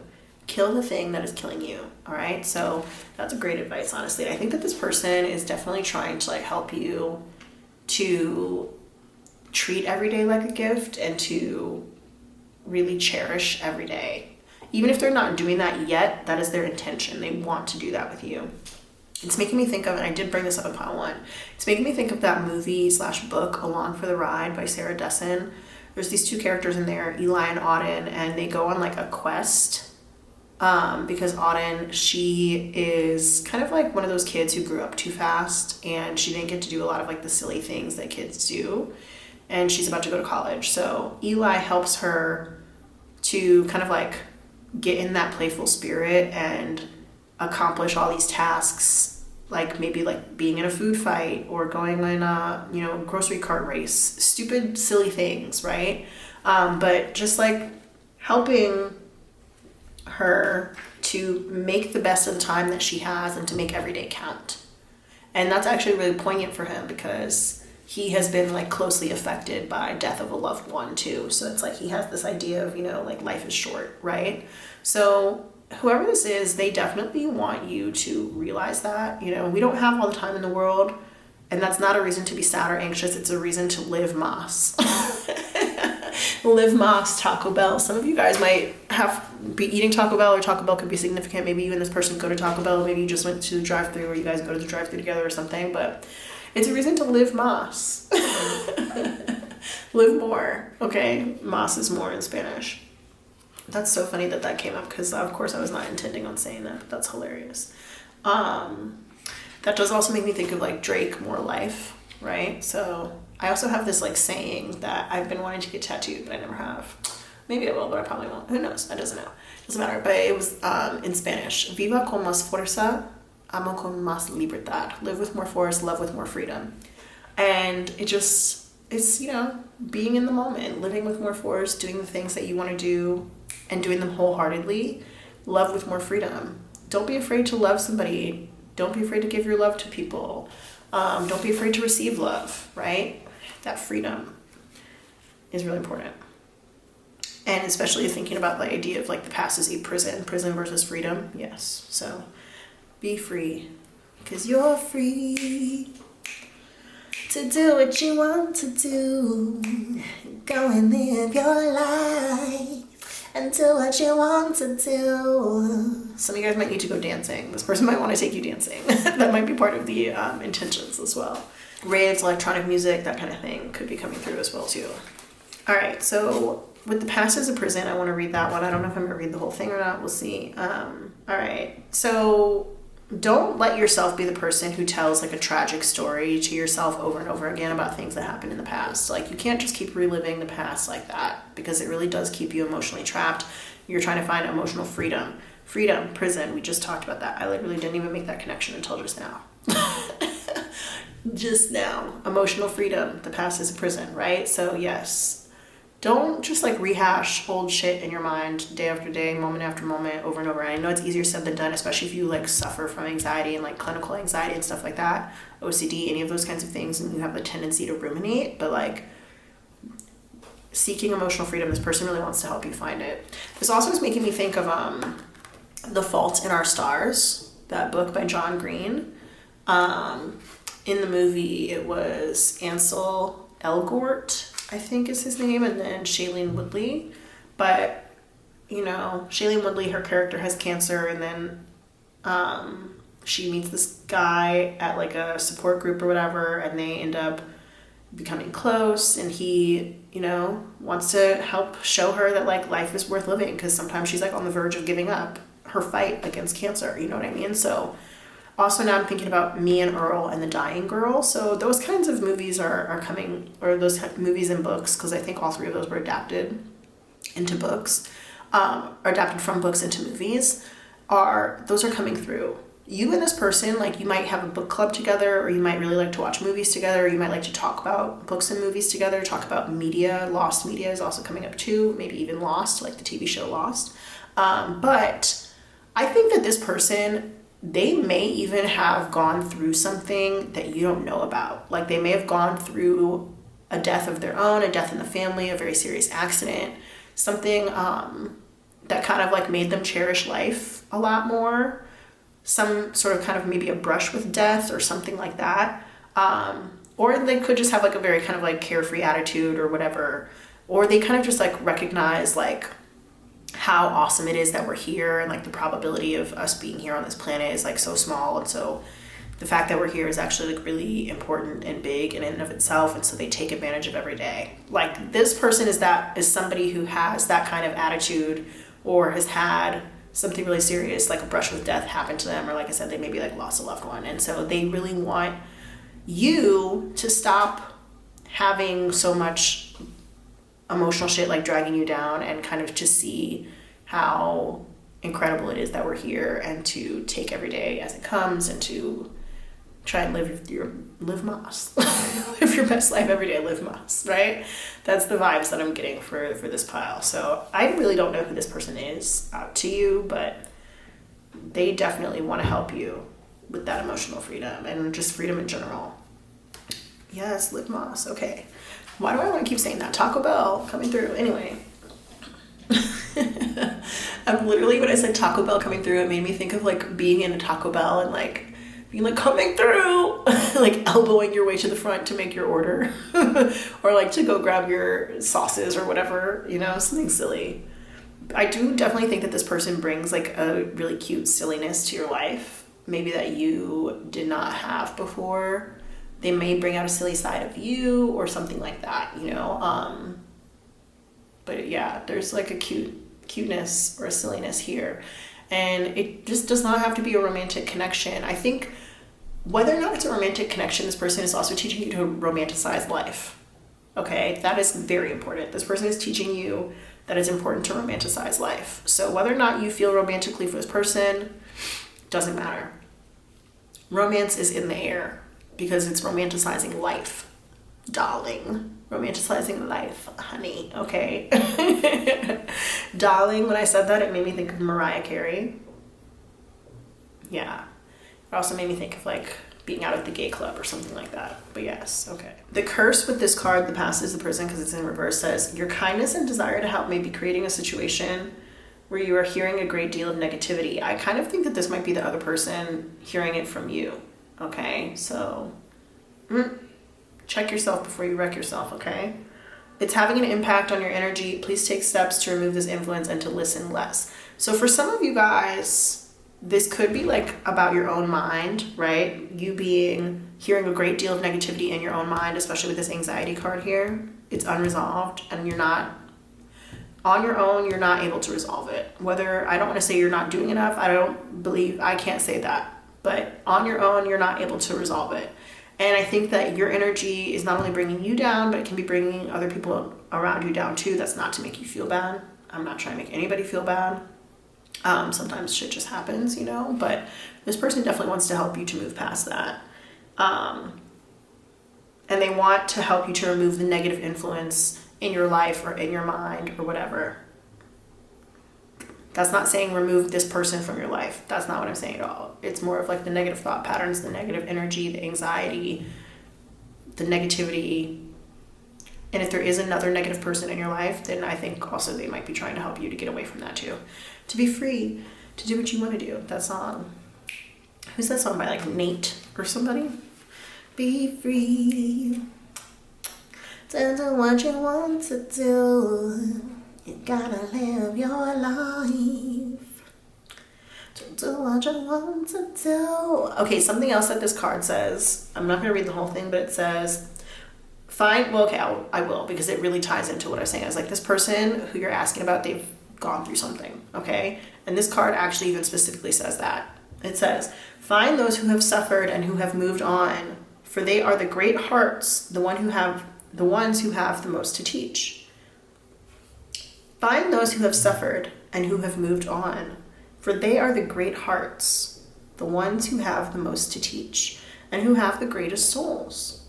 Find the ones who have not just forgiven, but who have taken their hurt and put it into constructive purpose and helped many others. This person definitely wants to be that for you. They want to help you. They've suffered in some way, and they have some things that they want and can teach you, and they haven't just forgiven the past or the hurt or the people who hurt them, but they put it into constructive purpose, okay? So you definitely have a lot to learn from this person. And it's not like it's going to happen all at once, but, you know, it could be very good. It could be very good for you.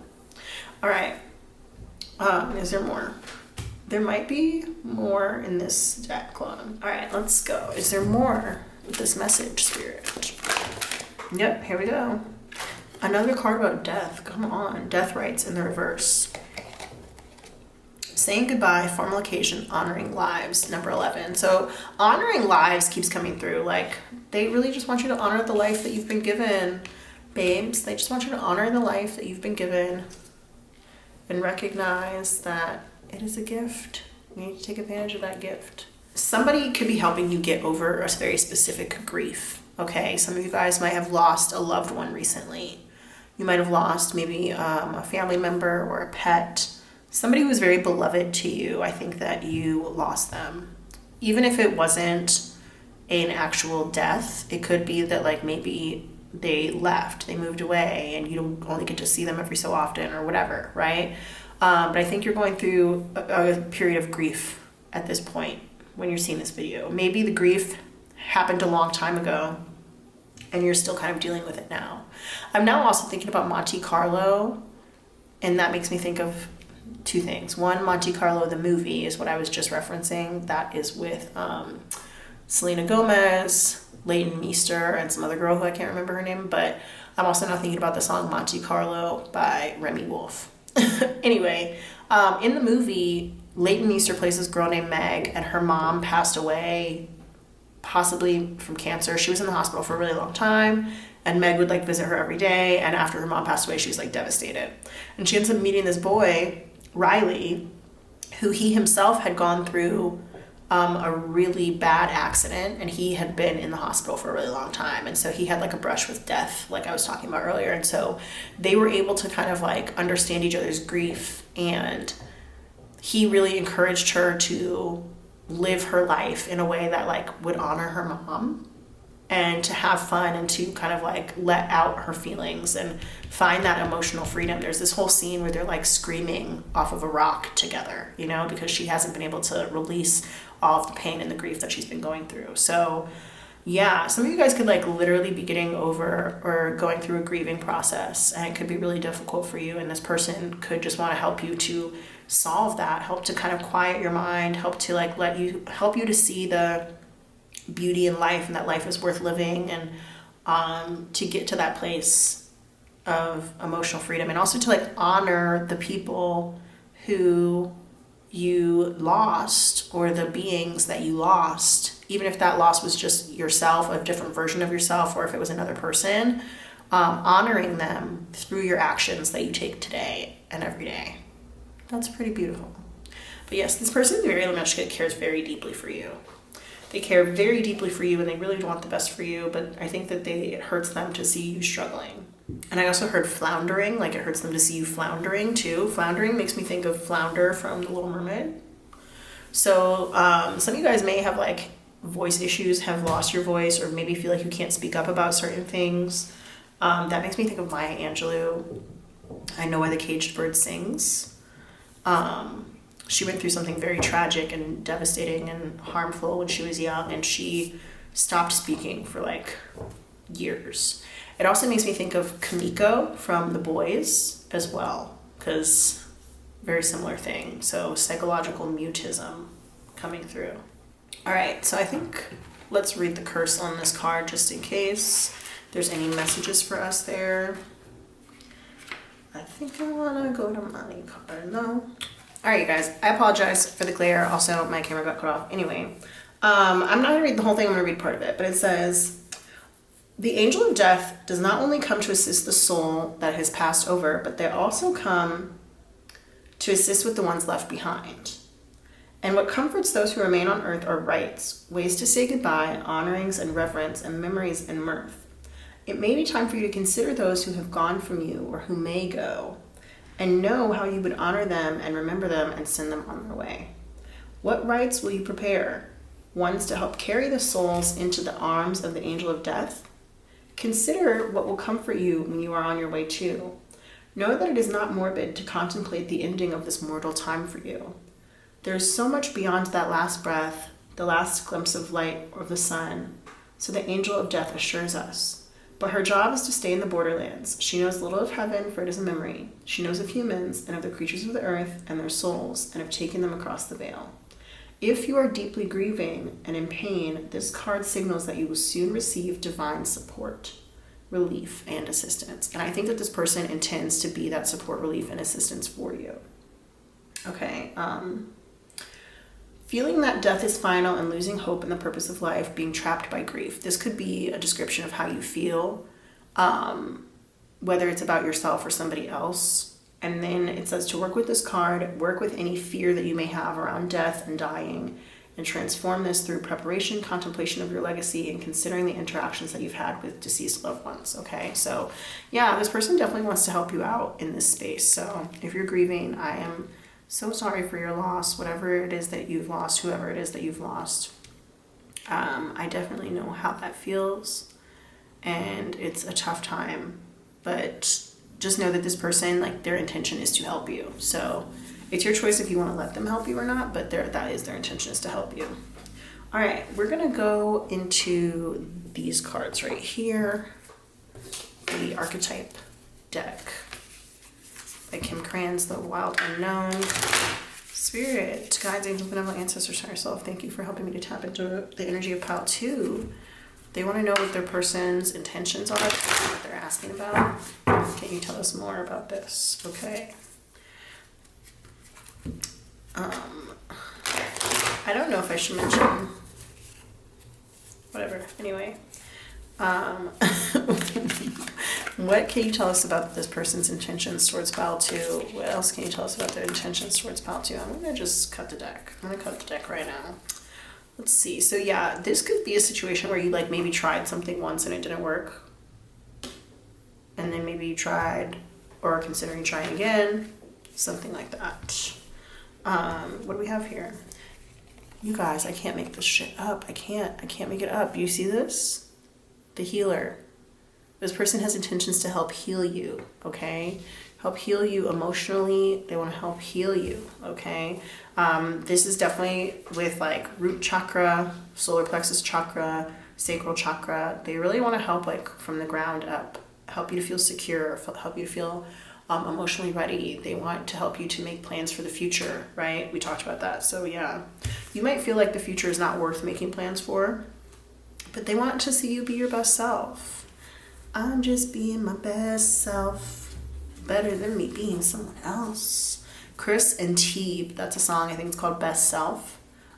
It's like a very like motivational song. So some of you guys might share music with this person, that's possible, but also it might just be that like you might need to listen to like motivational music or like self-concept music or like music with affirmations in it or something like that. Like that might be helpful. All right. They want to see you shine bright like a diamond. I know that there's a pearl on here, but yeah.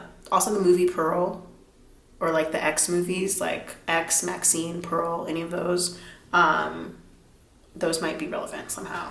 But yes, they just want to see you shine and be your best self. Is there more? Okay, let's go. Here we have Thanatos, which this card definitely has to do with death, right? Death and rebirth. I wish that I could remember more about this. So I mentioned in the beginning, like in the intro, that I recently moved. I thought I brought the guidebook to this with me. I'm like so positive I did. I just don't know where it is right now. So it's kind of annoying. But this is one of the initiations in this deck. And so death being an initiation into a new area of life. It's like once somebody that you care about has passed away, or maybe like once an era of your life is over, even if it's not, grieving somebody's actual passing, when you have to grieve the passing of an era of your life as well, it's like, it's kind of hard sometimes to accept that that's over. And so it can be difficult if you're not accepting that it's over and you're not ready to move into the new era of your life. It's like you're in that limbo, that weird, almost like purgatory type of space, right? And so you have to figure out how to move forward and to create something new with the new life and the new path and that you've been given now that that old era is over, okay? Like when you lose somebody, you're not going to get them back. So now you just have to learn how to live without them and how to move forward in this new kind of life that you have to build, or in some cases rebuild. And sometimes you might have to try and rebuild it every day, which is like kind of why we had that emphasis in the beginning about using every day as a way to, honor yourself, honor your life, have fun, do something exciting and fun. And like, yeah, okay, maybe you're not going to do something fun every single day. You can definitely try. It doesn't have to be something big. It's not like, let me go hike this mountain. Let me go, scuba diving. Let me go do blah, blah, blah. It doesn't have to be like anything extreme, but definitely like trying to at least do something joyful and fun every day, even if it's small, even if it's just, like listening to a funny joke, watching comedy or whatever, having some sort of joy and laughter in your life every day, I think is going to be very important. Some of you guys might like really have to work on rebuilding that. The spider web in here, this reminds me of something that I said in another recent reading that I did. Spiders, they have to rebuild their webs all the time. It's like, okay, they do the web and then the web catches some flies and then part of it gets damaged or broken or somebody walks through it or whatever, and then they have to make a new web. Like it's just part of what they do. They have to make a new web.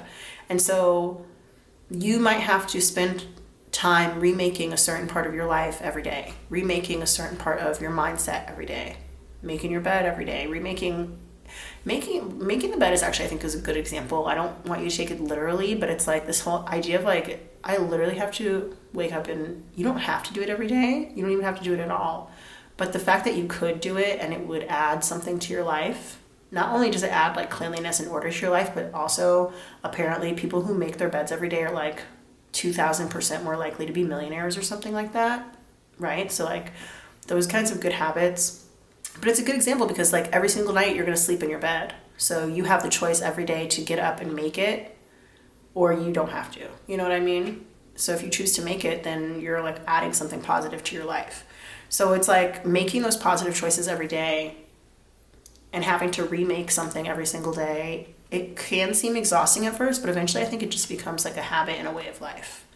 Also, there's like this little nub in the middle of this card. I don't know if you guys can see it. It's like right there. And it makes this card remind me of a record. You spin my head right round, like a record, baby, right round, round, round. I don't remember who that's by, but I think it's called Right Round, like a record. But yes, music could be very important for you, or it could be important between you and this person. But yeah, music keeps coming through in general. Like, this also has like web-like qualities on it too. Now I'm thinking about Madam Web. I don't know anything about her, but yeah. Is there more to this message from here? Yes. Okay, let's go. Ooh, agape. This is supposed to be like unconditional love. And then we have those lines again, all of these lines. So this person wants to not only help you organize your life with this anxiety card here, and like you see all those like little spaghettis or like macaronis are like going crazy all over the place. This person wants to help you organize your life, but they also want to help you understand that you are unconditionally loved, not only by them, but also by yourself and also by the universe, and to help you heal that. And they want to initiate you from that place of like death, darkness, sadness into, it's like coming from the dark into the light. You see all these candles here? Yeah. This person just really wants to help you. They really do. Like, their intentions for you are really pure. They're so pure. It's like actually really cute. It's really cute. I don't know what's going on in this card, in this area right here, but it just makes me feel like being cradled. It's like, it almost makes me think of like a little animal being cradled in somebody's arms. They just want to cradle you. And there's another, like this animal being cradled in somebody's arms here. You know what I mean? They just want to cradle you. They just want to comfort you. Yeah, their intentions are to comfort you. All right, let's see. The orphan. Interesting. This actually came up in pile 1. So I do know that there was like some pile 1 energy that I kind of alluded to earlier. But this is about helping you to, again, recover. We got more snake here, snake energy. So when you feel lost, alone, abandoned, and also again going on the idea of like the death rites and stuff, some of you guys might have like actually lost your parents, and losing a parent is very, very difficult. Some of you guys might be going through that right now. So I think that they want to help you not only cope with that grief, but they also want to help you to know that like the world does have things to offer. Like, look at this flower. This flower is so beautiful. The world is still a beautiful place, even if the people that you love are no longer in it. It's like a very happy message, but it is true. And I think that they want to help you to see that beauty, but also the beauty within yourself. And also like remembering that you have inherent worth, and that the people who supported you in the past, even if they're not there anymore, that doesn't mean that you don't deserve support and love, okay? Interesting. We have here the Starborn. Yeah, they think you're like made for great things. Made for great things, supposed to be in a great place. Some of them want to have your babies, okay? This is for a specific subset of people here, possibly. I don't know. It might be for more people than I think. Sorry for my voice, you guys. Again, I said I'm a little sick. But, yeah, they're trying to crack some eggs, okay? Hey. Let's see. Is there more? Yes, there is more. Gnosis. So, yeah, this is like synthesis. Trying to help you synthesize. And start a new cycle in life. Yeah, they just want to help you start a new cycle in life. I should have known that somebody was trying to fuck with this rabbit on here. I should have known. Rabbits, we definitely think of them as being like very like horny animals, making a lot of babies. So yeah, this person, if it is somebody who's like a romantic connection, I already said that they probably have a crush on you. If it's not like that, if it is like that, they're definitely trying to crack some eggs, okay? They're trying to get it in. But they're trying to also be sensitive. They're trying to be sensitive. They want to do all the things. They want to do all of this with you, okay? They want to help support you. But they also are very interested in you. And not only like, they're not interested in you like sexually, like, hey, hit it and quit it. No, like they really actually want to build something with you. They want to help build you up. That song Raise Me Up by Hercules and Love Affair is coming through right now.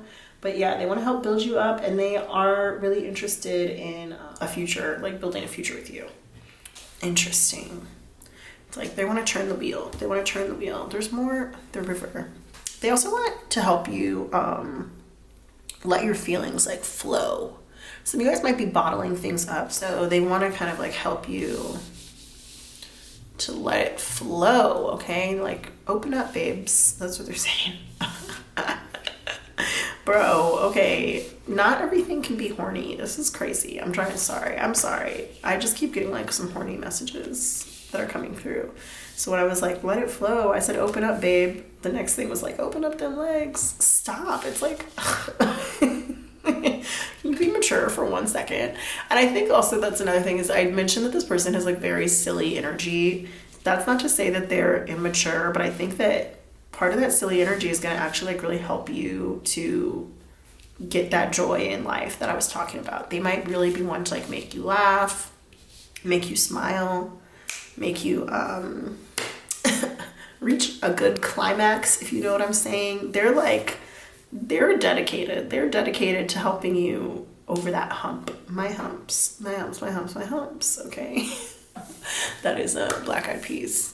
My humps. Yeah, so there's like a mixture of that energy here. So now let's like talk about if this is not a person who has any sort of, sexual interest. Let's take that out. If that's not the case, this person really just wants to help you transmute and transform this negative energy that you have.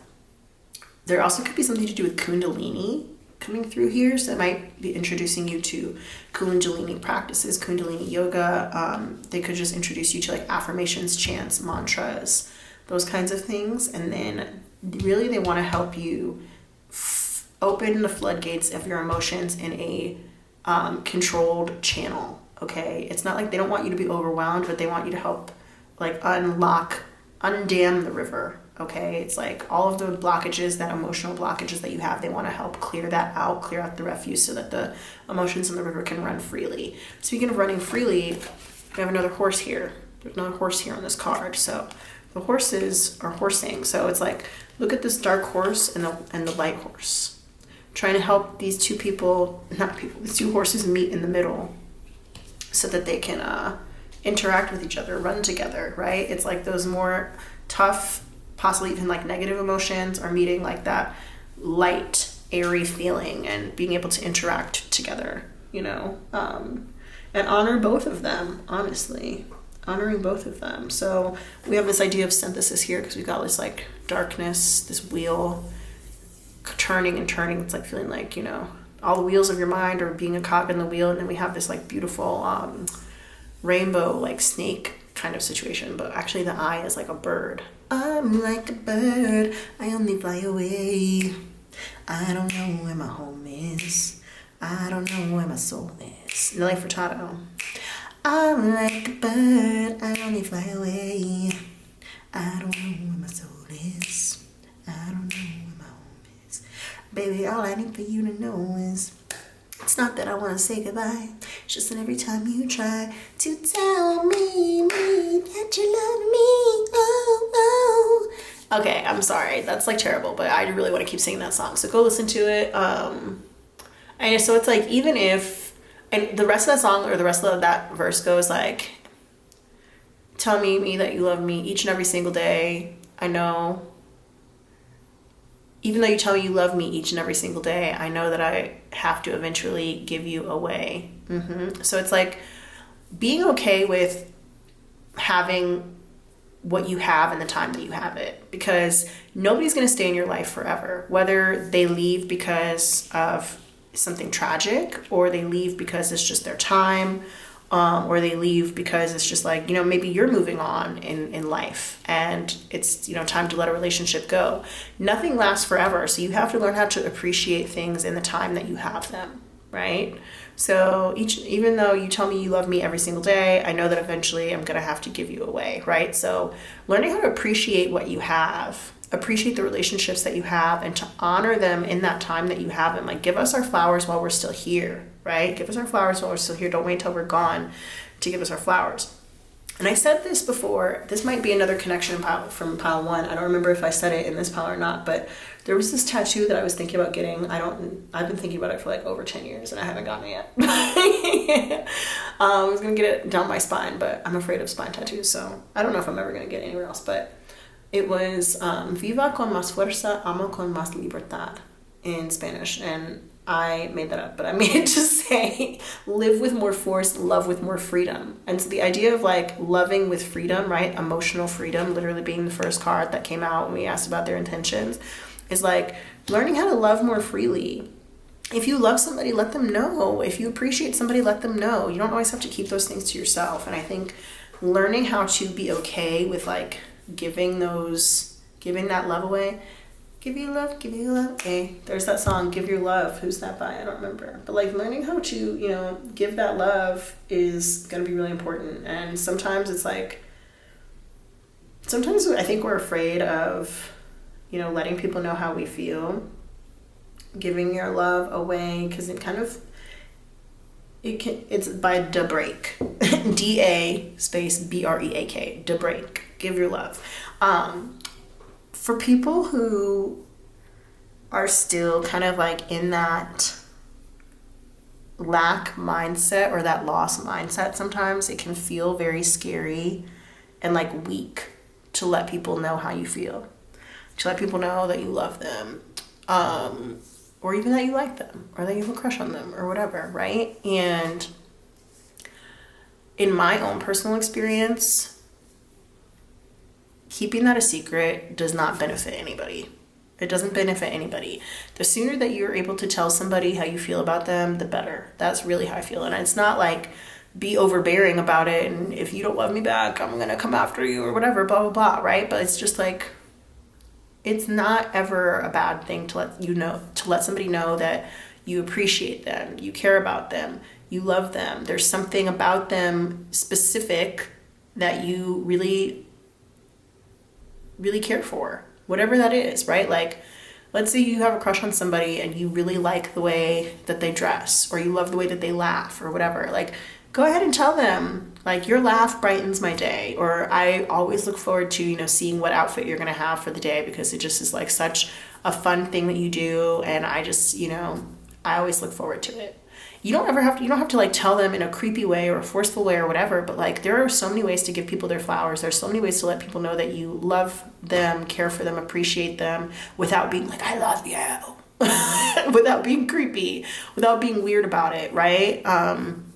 And it can be hard. And I think that this person, the relationship that you have with them, whether it is a romantic one or maybe like I mentioned, a spiritual advisor or something like that, or like a therapist or whatever, they're going to help you kind of like figure out how to get to that place where you can feel good and not weird and not scared about being more open with your emotions and telling people how you feel, especially when it comes to them, There are a lot of people out there who like are really, and I hate to use this word, but it's the word that I'm going to use, who are like damaged when it comes to how they handle relationships. Because either that they've been hurt in the past, or they were never taught how to properly, address somebody or address people or address their own emotions, or maybe they don't really know how to name their own emotions or feel their own emotions, or maybe they're dealing with limerence, or they're emotionally shut down, emotionally unavailable. There are so many things that can happen that can hurt people's ability to not only understand how they feel, but also voice how they feel to the rest of the world.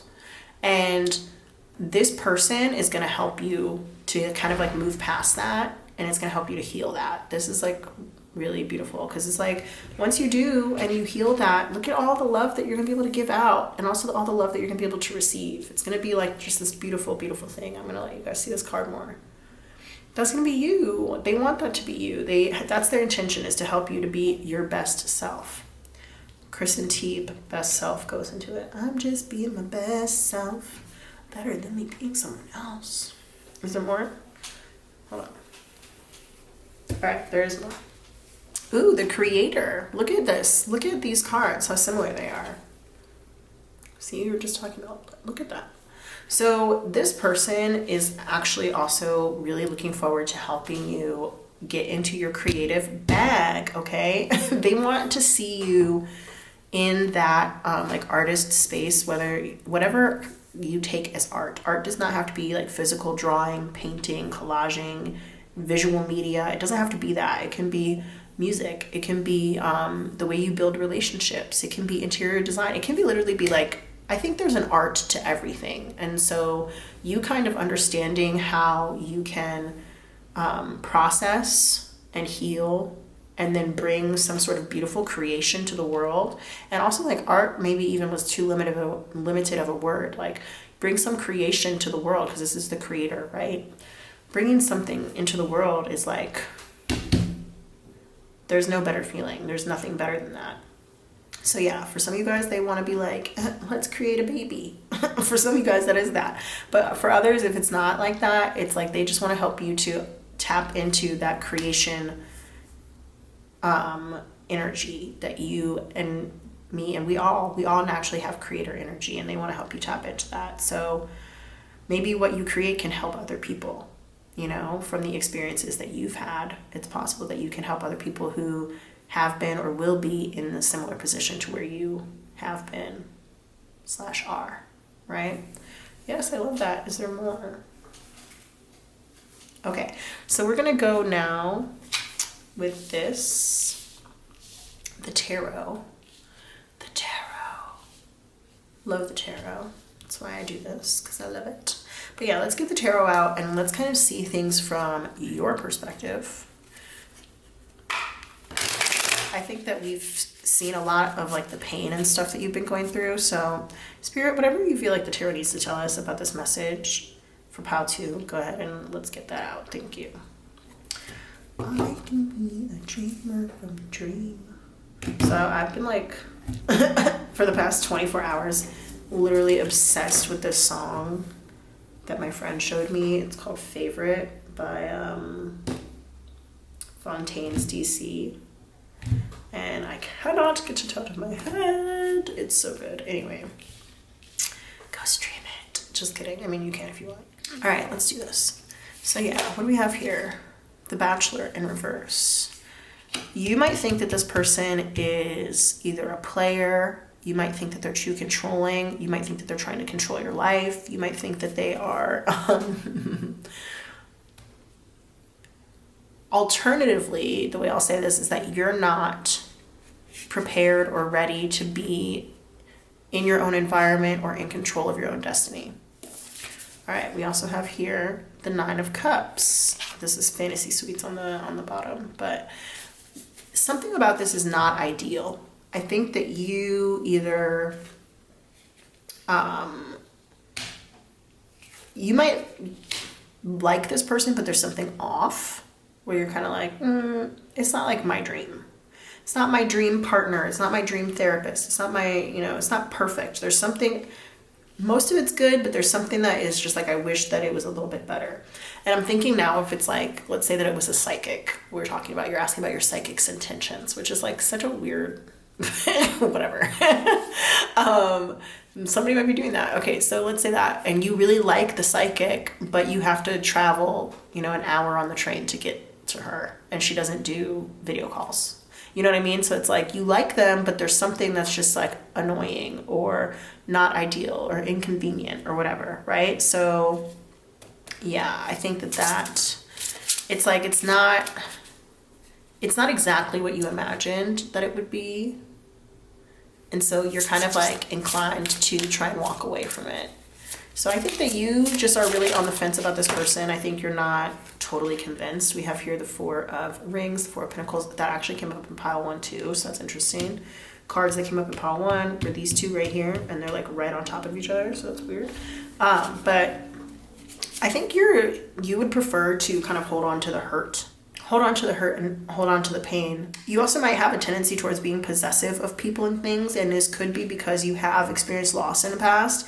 And so if that's the case, it's like, I don't ever want to let go because I'm afraid of losing you. So it's like you might have a tendency to hold on too tightly to things and people, and that could actually be driving people away, babes. Driving people away or making them feel smothered, okay? So you're gonna have to learn how to like loosen your grip while still also, like we said, enjoying the time that you have with the people while you have it, and then giving people their flowers and giving props where props are due.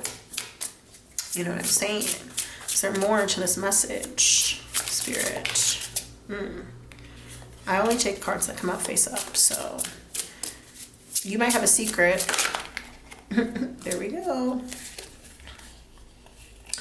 Knight of Rings in reverse and the Beauty Queen, Queen of Roses. So this is the late bloomer in reverse. So there could be a situation, I'm going to read this 2 ways. 1, you might be a very naturally sexy, gorgeous, beautiful. Gorgeous is always going to devour cute, right? Shout out to New York. Tiffany Pollard, the HBSC, okay? But you might be very attractive, but you might have either been a late bloomer, or you could have like recently let yourself go as a result of like the things that are happening in your life, or the pain and the hurt that you've been through, the pain and hurt that has ensued over the last few years. And because you don't have that emotional freedom or that anxiety, you're caught in the past, those kinds of things, you could be letting that really hold you back from like being your best and most attractive self. You might also be letting it hold you back from like career opportunities, that kind of thing. It could be affecting your money. Okay, so that's one thing right there. I do think like maybe your attitude hasn't changed of like, well, I'm still that bitch, I'm still that nigga, I'm still that person, I'm still that guy, this, that, and the other. But on the outside, it's like things aren't looking too good. Things aren't looking too good. The money's not looking the best. The wallet's not looking the best. You might see this person as maybe like not moving fast enough for you in some kind of way. You might see them as maybe like taking too long to get to the point or to get somewhere, or you might even think like they're focusing on the wrong thing or moving in the wrong direction, when in reality they're really trying to like get towards like the heart of the matter. That's the way that I'm going to say this. And I think you guys might have had a difference of opinion in some case. You might think that you're too attractive for them. You might think that you're better than them in some way. If this is maybe like a therapist or a spiritual advisor or like a friend who's trying to help you out, you might think that you're kind of like above them in some way, like better than them in some way at something. So for example, maybe if we're talking about a therapist, right? Maybe you have a PhD in psychology, but your therapist only has like a master's, right? And so it's like, well, why should I listen to you? Because I know theoretically more than you because I have a PhD, but you only have a master's, right? So it's like, you might think you're better than them in some way. If this is like a romantic situation, you might think that you're more attractive than them.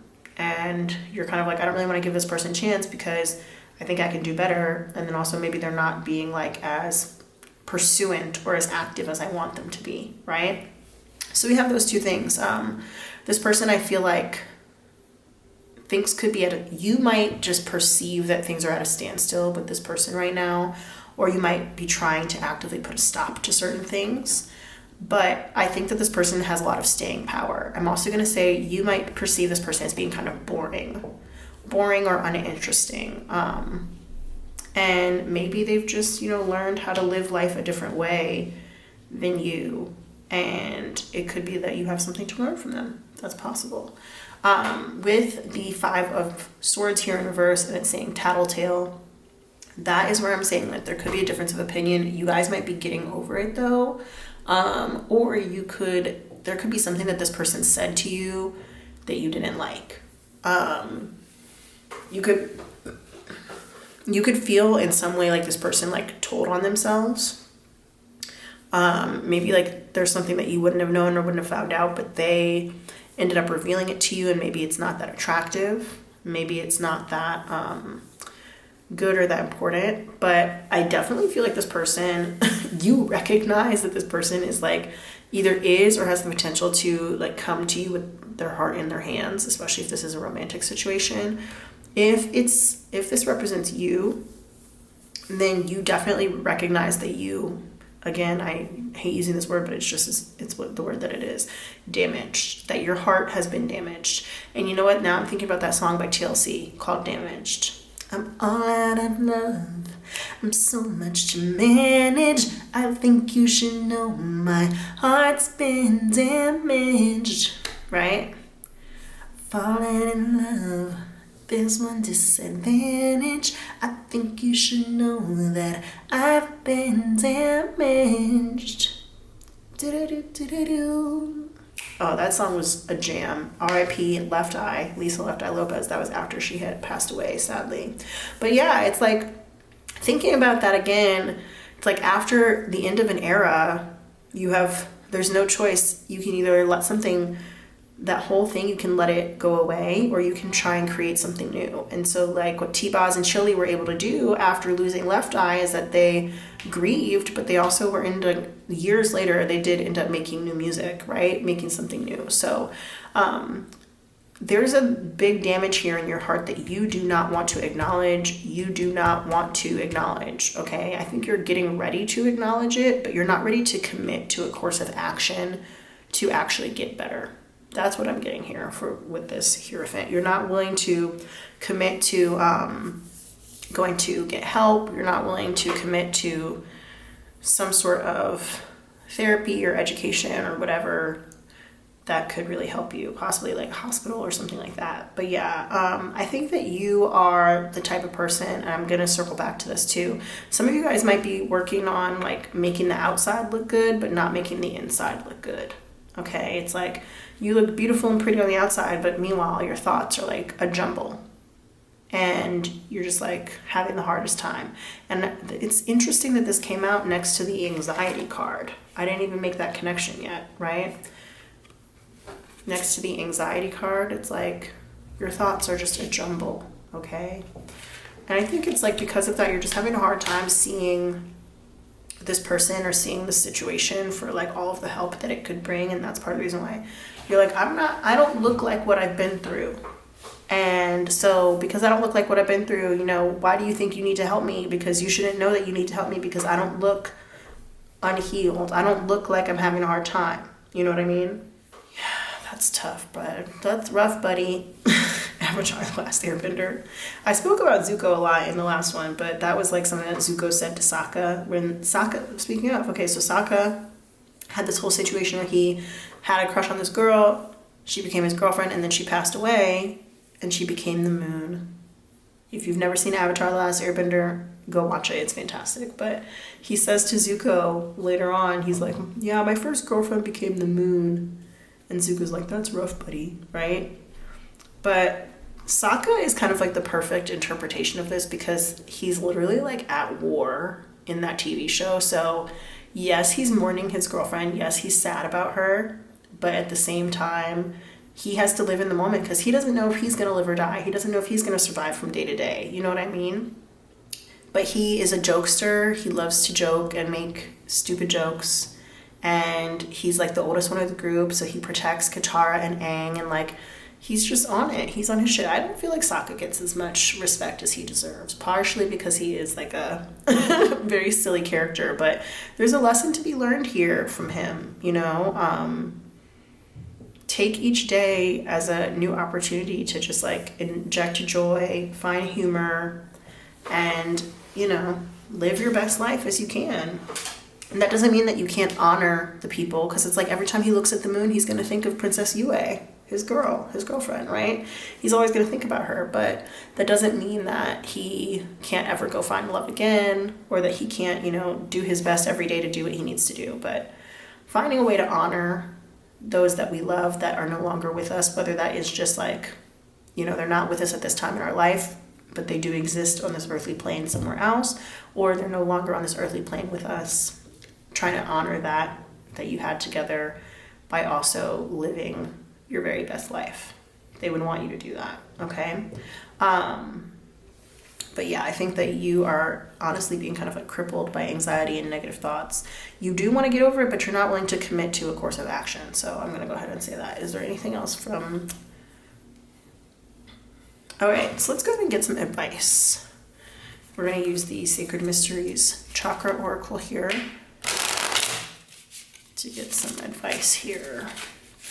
If this is a relationship, I want to say you might be getting over any doubts that you have about this person. You guys might have like fought recently, or there could be small fights that you have caused by doubts and insecurities. And even if this person is a good force in your life, I think you might hesitate to commit to them.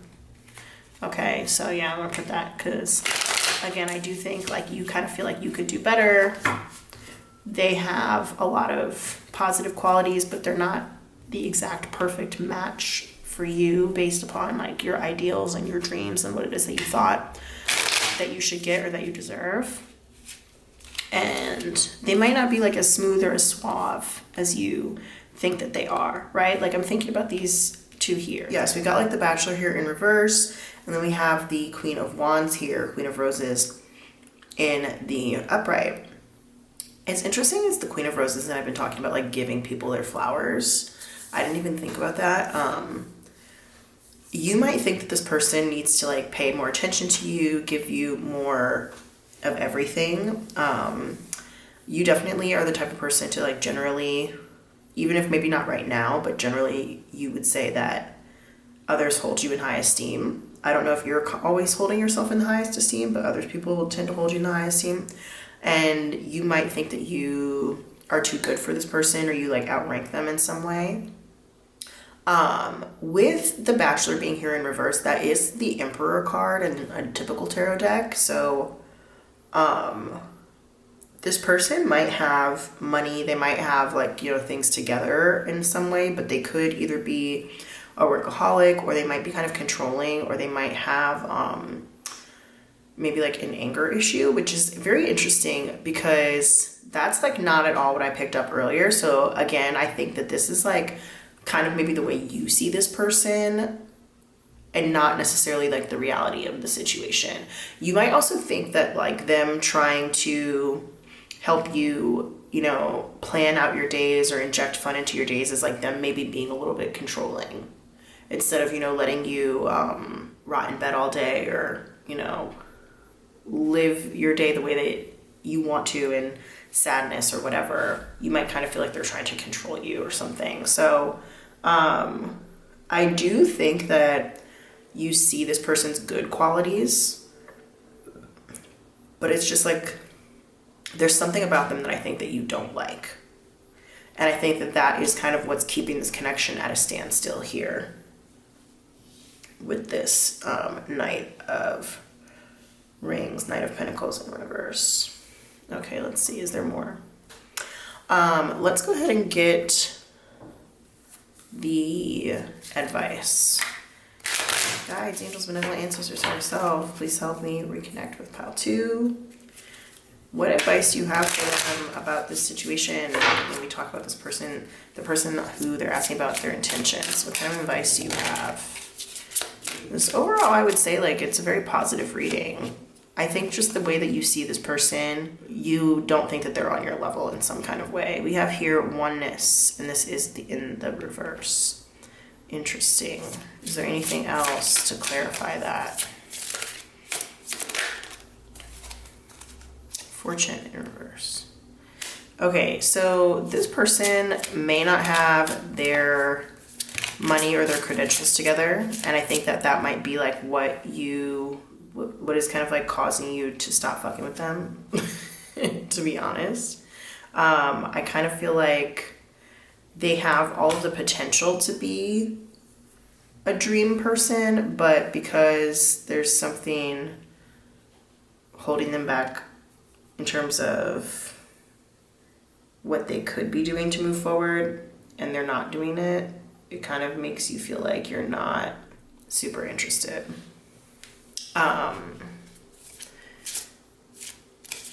So the advice here, interestingly enough, with oneness in reverse and fortune also in reverse, is don't tie yourself to this person. So interestingly, we have like the Host or the Hierophant here in the reverse, which can be a card about marriage, or it can be a card about like health, hospitals, mental health, things like that. You don't have to like officially tie yourself to this person. So if it were a romantic relationship, you don't have to get married to them. If this is like maybe like a doctor, a mental health provider or whatever, you don't have to, commit to having this person as like your primary care provider or anything like that. It's not really necessary to do it like that. So don't feel like you have to commit totally monogamously to this person, With fortune here in reverse, it does make me think that if you're paying for this, if it's a service and you're paying for it, it might not be worth it. That's one thing. If it's a relationship or a person, then it makes me think that that person doesn't have like the resources that you would desire or require in order to kind of like make things official. And yeah, maybe it's like a little superficial. It's like if they had everything that you needed, everything that you wanted, and yet they weren't, you know, financially stable. Some people might think that's a little superficial. I think oftentimes our financial scenario can be a reflection of like how much we are willing to invest in ourselves. Of course, that's not always true, but in a developed country, that can often be the case. Radiance. I feel like that's kind of like a confirmation of what I was saying. But yeah, if you don't want to commit to this person or to this practice or whatever, you absolutely don't have to. But Spirit is advising you to tap into your intuition when it comes to dealing with this person. If you ever feel like you guys are getting in too many arguments, or they're being too controlling, or they're being too patriarchal, or whatever, then follow that intuitive signal, okay? And just remember, like, you already shine bright. You shine bright like a diamond, which is what we already said earlier with the self card here. So it might be nice to have somebody like externally remind you about that, but at the end of the day, it doesn't determine whether or not you're gonna shine, because you're gonna shine regardless. What's that song, About Damn Time by Lizzo? If I'm shining, everybody gonna shine. Yes, I know. If you say I'm not the baddest bitch, you lying, right? So I kind of feel like maybe sometimes you need to be reminded, but that doesn't mean that you need to rely on this person's praise or anything like that, you know? And that's like also part of the message, was that, you know, enjoy people's company while you have them, because you won't have them forever. So I don't think that this person is going to be in your life forever. I don't know how long they'll be in your life. It could be a long time, it could be a short time, but none of us ever really know how long somebody's going to be in our lives. You know, tomorrow is absolutely not promised. So don't be afraid to, you know, tell people how you feel, whether those feelings are good or bad. You know, don't be afraid to share your thoughts, share your feelings. If you are, you know, struggling to get over heartbreak, whether that's a romantic heartbreak or just like some really tough emotional situation that you were put through, don't be afraid to speak your truth, even if it's controversial. You know, I think that's important. And it will help you to find that place of like rest and healing as well. You know, so yeah, don't be afraid to tell on yourself if you have to.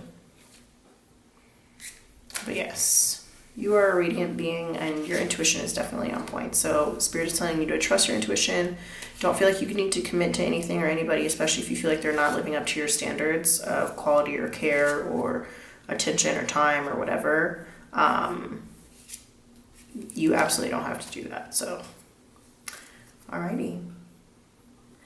Don't forget to like this video, subscribe to the channel. You can check out the Abundance Journal and the Tarot Journal in the links down below. Thank you so much for watching this video, you guys. It means the world to me whenever you spend some time with me on my channel. I love doing these readings for you. Feel free to comment down below and let me know what you want the next reading to be about, and I will do it for you. But yeah, I love you, and I'll see you guys in the next one. Bye.